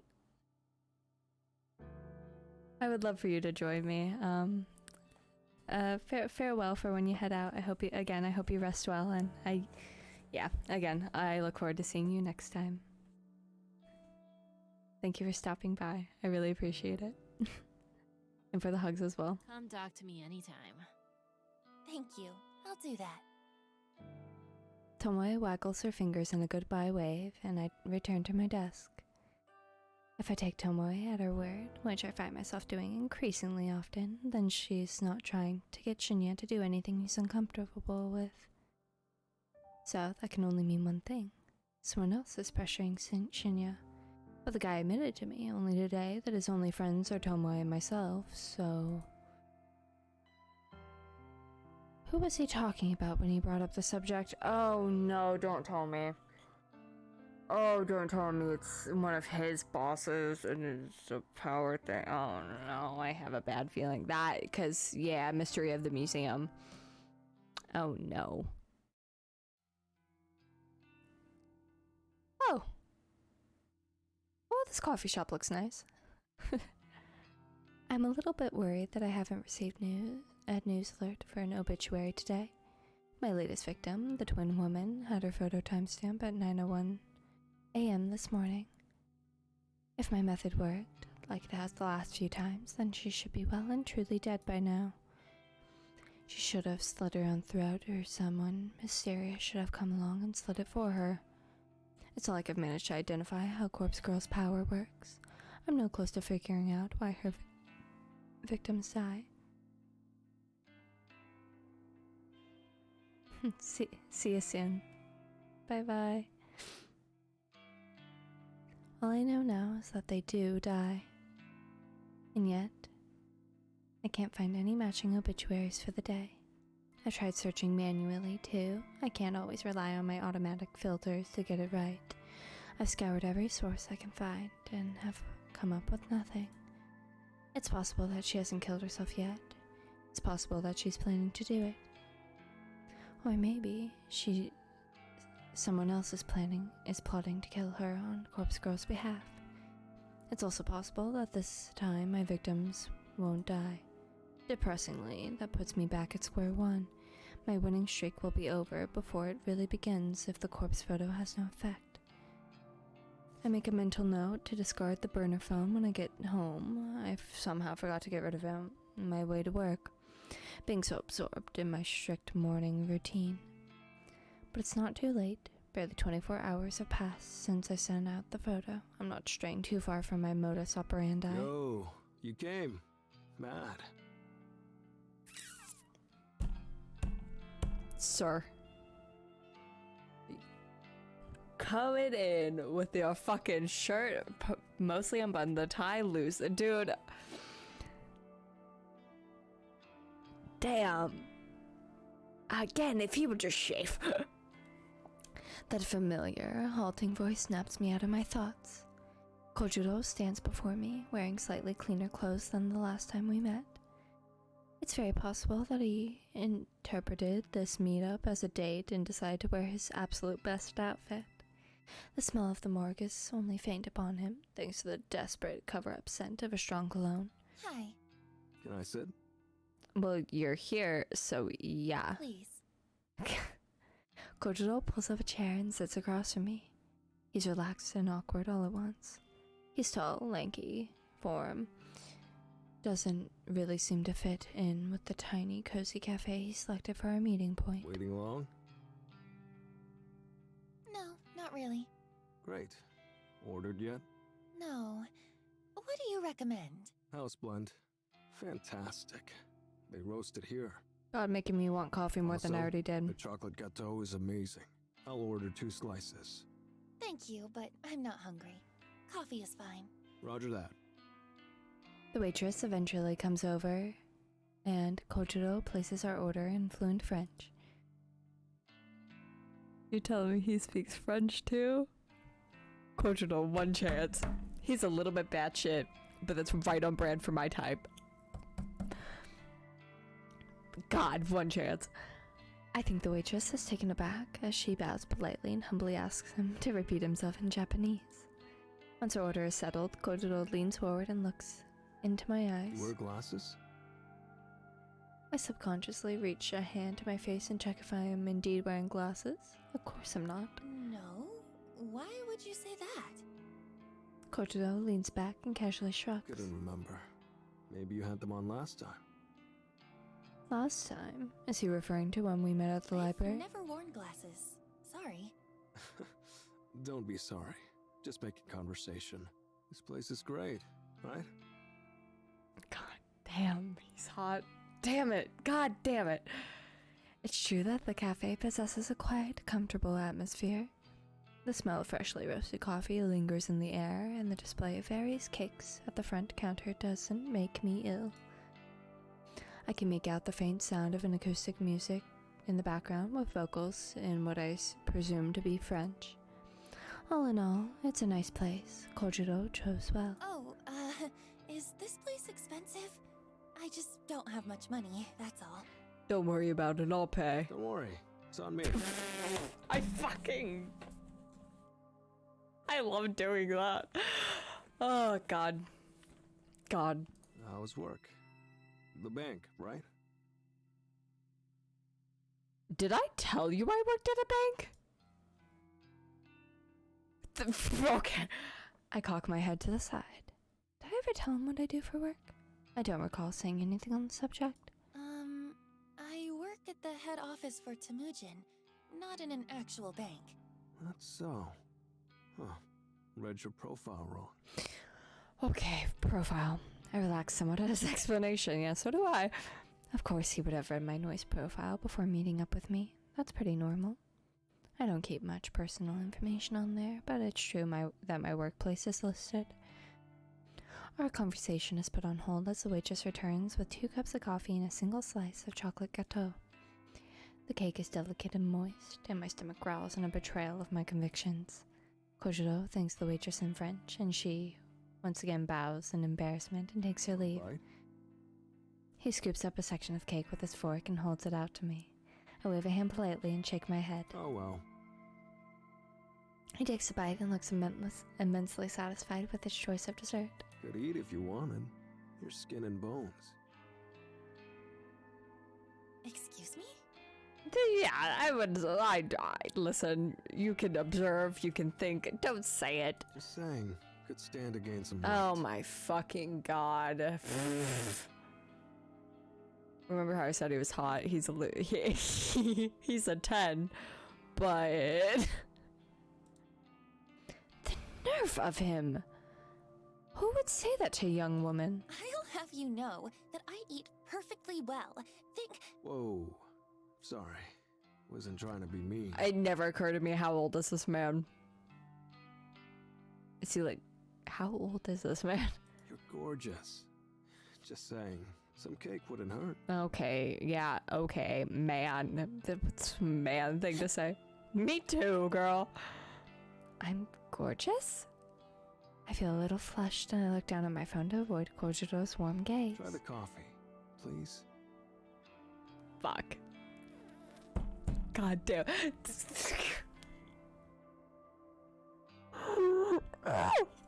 Okay. I reach for the cup in front of me, more due to the pleasant aroma than Kojiro's suggestion. I take a sip.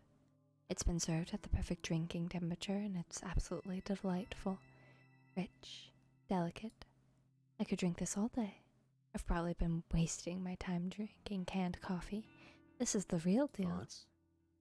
For the first time since Kojiro's arrived, I smile. It's wonderful. Right? I like your smile. Oh, okay. If he says you should smile more, I'll lose my mind. This guy is really laying it on thick. I didn't come here to be swooned. Still.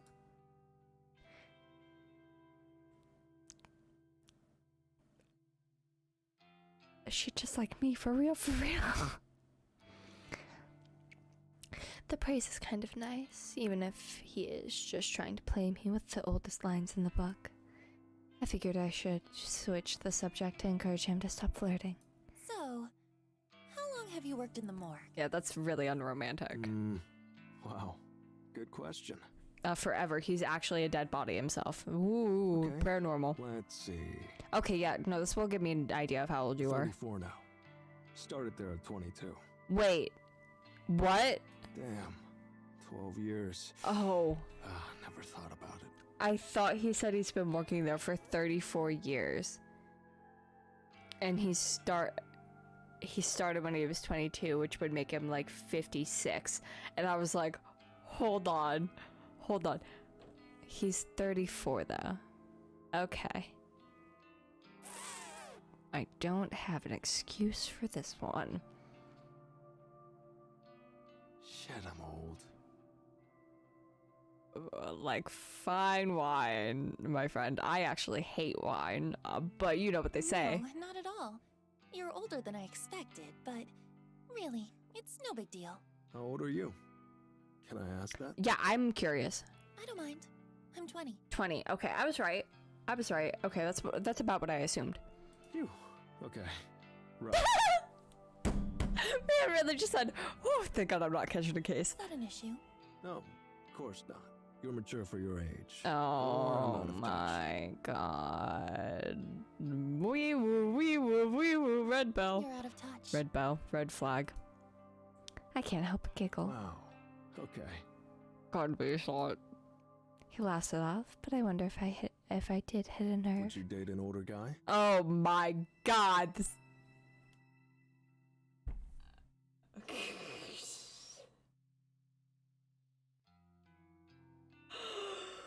Wow, he's just out there with it.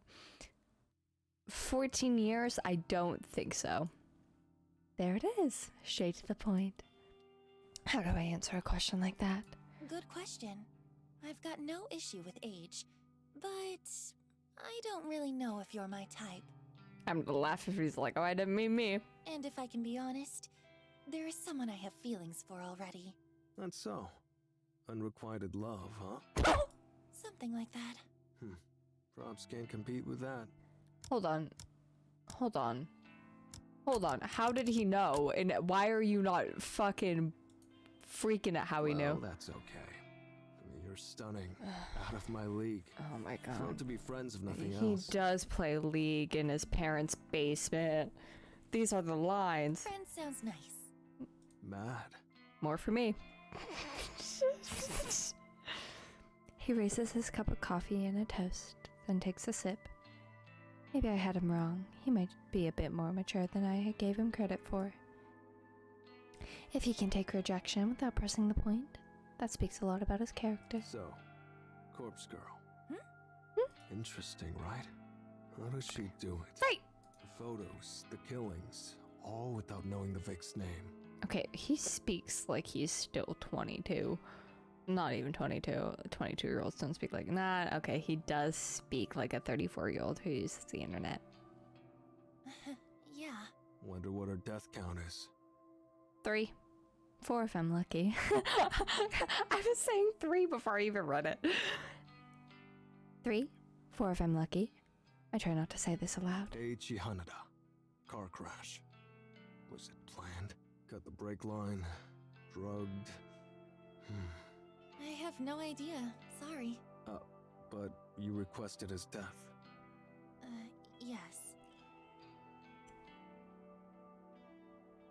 I did lead him to believe that. I'll have to continue to go along with it. And for no personal reason? That's right. Brutal. Don't request my death, okay? We'll see.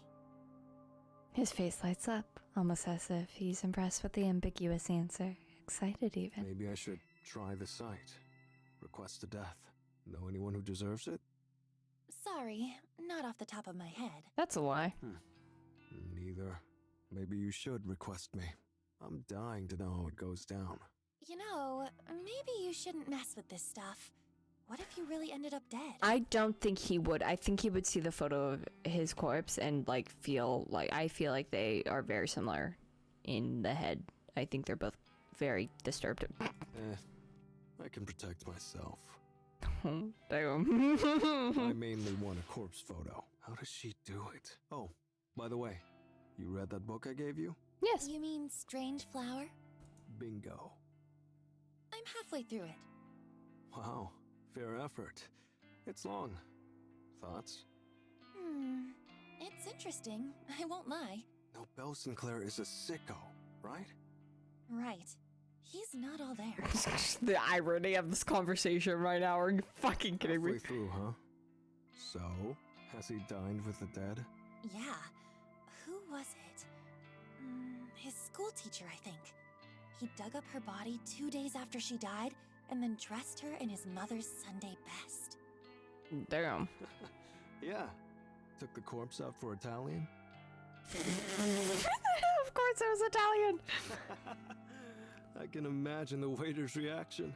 Dude, they're just serving up the fucking the calamari, like the appetizer, and even before that, the bread and the oil, and holy shit, that waiter had a cow. Classic. Kojiro seems to really enjoy reminiscing about the book. The story is definitely interesting, but the way he's laughing at it makes me a little worried. Then again, the guy who works in a morgue. So maybe the whole scenario is just comical to him. Oh, that's it there. It takes me a second to realize what he's pointing at. Sure enough, the book in question is sticking at the top of my bag. Pass it here. I want to show you a funny passage.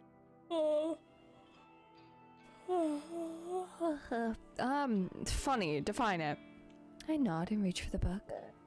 I pull the massive tome from my handbag, and with a fair amount of effort, the book comes free, but it snags on the bag zipper and causes some of the contents to fly out like a fucking phone.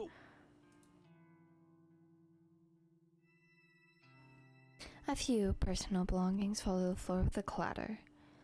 I notice my lipstick, lip gloss, notepad, and pen hit the cafe's tile floor.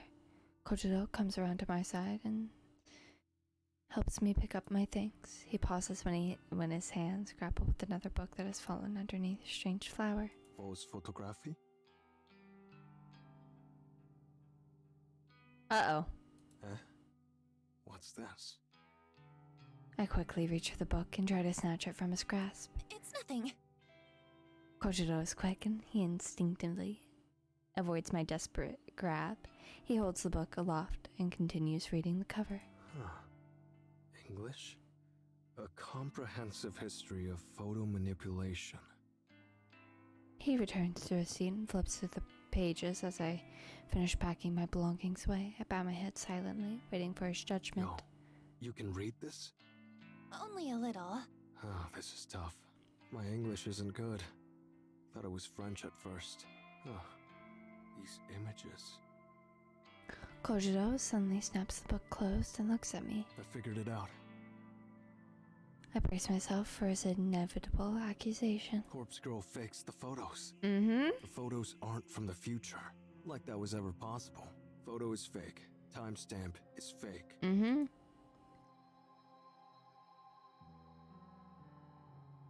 He's correct, but will he go back to assuming that I'm Corpse Girl? If you deny, if you try to be like, if you don't agree with him, Hey, why do you have this book? or if you try to really be fucking sly about it, say, oh my god, you're off to a bad start. Say that you also had this theory. Are you editing photos? I mean, I have an interest in it, but that's all. This book is old. Doubt the techniques are useful anymore. Still, it's interesting. My theory. Thoughts? About Corpse Girl faking the photos? You need to agree with him. Bingo. I don't know. Sure, it's possible. But can anyone fake a photo so realistically? Okay. Realistically? Do you know her photos are realistic? Thinking quickly, I snap back with an answer. You sent me that copy of Eiji Hanada's corpse photo. The one Corpse Girl apparently produced. True. It was good, right? Pretty convincing. Very convincing. Is photo manipulation that good? Yes. I suppose if someone skilled enough was doing it. Shook your own ego. If it's not photo manipulation, then one more theory. What is it? Maybe the subject in the photo is a corpse. I'm confused. Of course it's a corpse. What's your point? Sorry, hear me out. It's a photo of a real corpse. Just not the victim's corpse. He knows too much, we have to kill him. Corpse Girl acquires a real corpse, dresses it up, just like in Strange Flower. Oh, true. She makes it look like the Vic. It's convincing because it's real. No photo manipulation. True. Huh, I see. Halfway there. Immediately, my mind starts to kick into high gear. Kojiro unknowingly presented me with an unprecedented idea. What if Corpse Girl does get real corpses? What if she dresses them up and wounds them, makes them look like a carbon copy of the victim? Then she holds a photography session to capture the magic. The realism will be amazing. It'll be way more convincing than manipulating a photo, even though I've become pretty good at that. It'll be the next step in realism. It's sure to convince victims to kill themselves. If Corpse Girl's victims can be relied upon to kill themselves, then I don't have to continually question the cause of death. I wouldn't need to worry about whether some mysterious third party is wandering around slaying people on Corpse Girl's behalf. All the deaths would be caused by suicide. It would be predictable. Conquering victims would be simply a matter of forging a convincing enough corpse replica. But the legwork involved in acquiring corpses would be... That's it! The answer's sitting right in front of me, with a smudge of chocolate cake on his chin and an empty coffee cup resting in his hands. Say, hypothetically, would it be easy for Corpse Girl to even have access to dead bodies? Legal ramifications aside, could she possibly have a source of cadavers to desecrate at will? Yeah, it's not impossible. Take someone like me. I have the morgue. I'm there alone mostly. Someone like Corpse Girl makes me an offer. I'd give away spare corpses, no problem. What kind of offer are we talking about? Of course, I could get busted. It's not about losing my job. I'm not going to prison. We'll save there. The price would have to be right, but that's just me. Employees in other morgues, well, can't speak for them. Price, yeah. Money is hard to come by. Interesting. Oh, you sound way too... So you would willingly work with Corpse Girl if the price was right? Dial it back, dial it back, dial it back. Yeah, I've said it before. Big fan. I support her work. It's fascinating. If she really is using cadavers to make photos, then, well, I'm offended she didn't come to me for help. I think that is Kaiji Tang. This is amazing. I never imagined this meeting could be so lucrative. If I want to get my hands on all the corpses I'll ever need, I can just ask him here and now. I find myself breathing heavily and I notice that my cheeks are warm. My head feels light, slightly airy. You don't have money. It all comes down to whether or not I really want to step up my game. The way things are, well, the twin woman, my latest victim, doesn't seem to have given up the ghost. Maybe I'm being impatient, or maybe my work just isn't as convincing and powerful as I want it to be. Then there's the cases of the previous victims. Akane Tsurumaki killed herself, there's no doubt about it. But Eiichi Hanada? It's highly possible his car wreck truly was accidental. I may not have even had a hand in it after all. Ruri Hatano, my first ever conquest. The cause of her death still eludes me. There's no way she could have killed herself in the position her body was discovered in. She's the whole reason that I started suspecting someone else's involvement in the first place, after all. So, there's one definitive suicide, one potential murder, and one death that was an accident. A traffic collision that happened to coincide with the date I wanted the victim to die. Statistically, there's no way to know how Corpse Girl's power actually works. It's almost like deaths are just cost of random, and when you pile it in the countless failures I've encountered over the past year, well, my success ratio isn't very impressive. If I could truly compel victims to simply kill themselves, then it would take the guesswork out of the whole thing, that's for sure. With Kojiro's help, I could acquire cadavers and make them look like my victims. The work would be completely different to photo manipulation. There will be gore involved, no doubt about it, and it'll take a steady hand, some makeup artistry, and access to clothing props. Then there's lighting to consider, and backdrops. It's one thing to take an image from the database of the deceased and have a corpse splattered on the pavement, ready to go. It's an entirely different thing to drag about a body out of a morgue and plant it in a position, then take photos of it. There will be a lot to consider here. It's not a decision I can make lightly. And on top of that, I doubt I have the courage right now to ask Kojiro straight up for his help. But if I don't go for it, I'm absolutely positive it will lend a massive If I do go for it, I'm absolutely positive it will lend a massive amount of credibility to Corpse Girl's mission. I need to take a sip of water.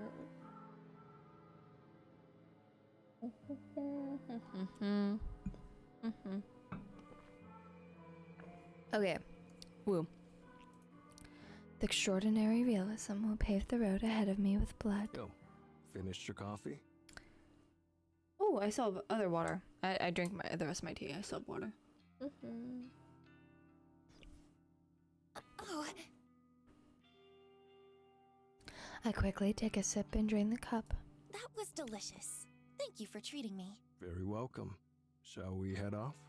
Yes, let's. Any plans for the night? Yes, sorry I can't hang out longer. No problem. I had fun. Kojiro stands up and conjures his wallet. He leaves a few bills on the table and then steps toward me. I stand up too, and playing my best hand, I quickly lean forward and plant a soft kiss on his cheek. The maneuver is surprisingly difficult thanks to his height, and I don't think I pull it off as gracefully as I had planned. Oh. Thank you for the date. Will I see you again? Yeah, she's playing her cards. I give him my best alluring look as I bat my eyelids gently. Yeah, of course. He slowly rubs his cheek with tender fingers, amazed that I just kissed him. Bye-bye now. I spin and make a beeline for the exit. I hope my trembling legs don't betray me as I step onto the pavement outside. It's not my nature to try and seduce somebody for my benefit, so much so that my attempt at it has left me feeling rather queasy. I don't know if I've pulled it off, but now that I've left the cafe, I can't look back to see what effect I had on Kojiro, if any. Across the road, and a shiver runs down my spine. I hope I'm prepared for what I'm getting myself into.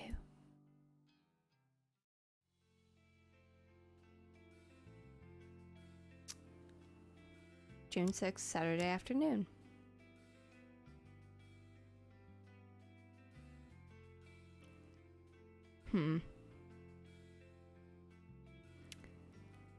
I think it's getting rather late. I think there's only one. I'm just gonna. I think. Yes, and I saved. And now he's here. Oh my fucking god, I was hoping. I really. Oh god. It is with his. Oh god, I could keep on playing. I really could. Should I? Fuck. Oh, my throat's wearing out.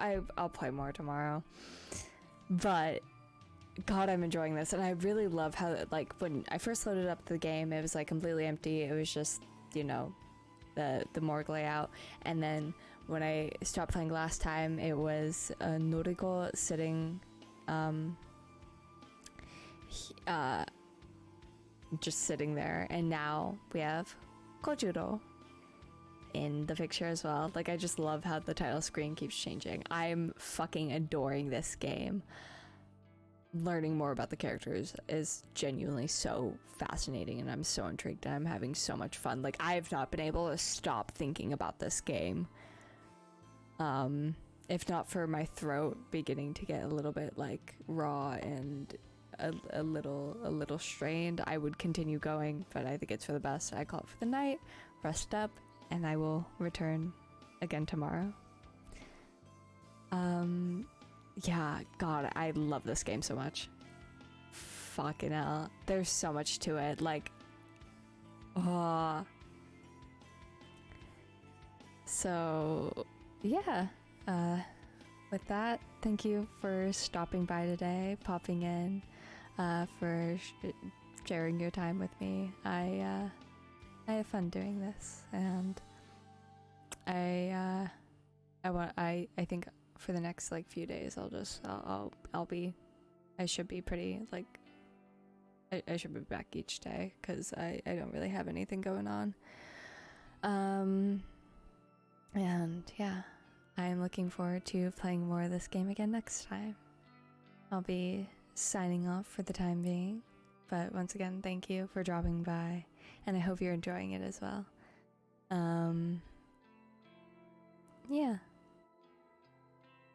I think that's oh god, my brain's drawing a blank. I'm a bit sleepy. I'm getting there. But yeah.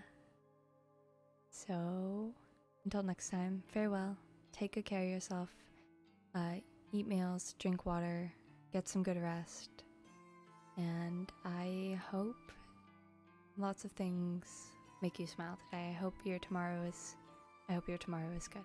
Whenever you're seeing this, good night, good evening, good morning, yada yada yada. And I will see you in the next stream. Farewell, bye. Mwah, mwah, mwah, mwah, mwah, mwah.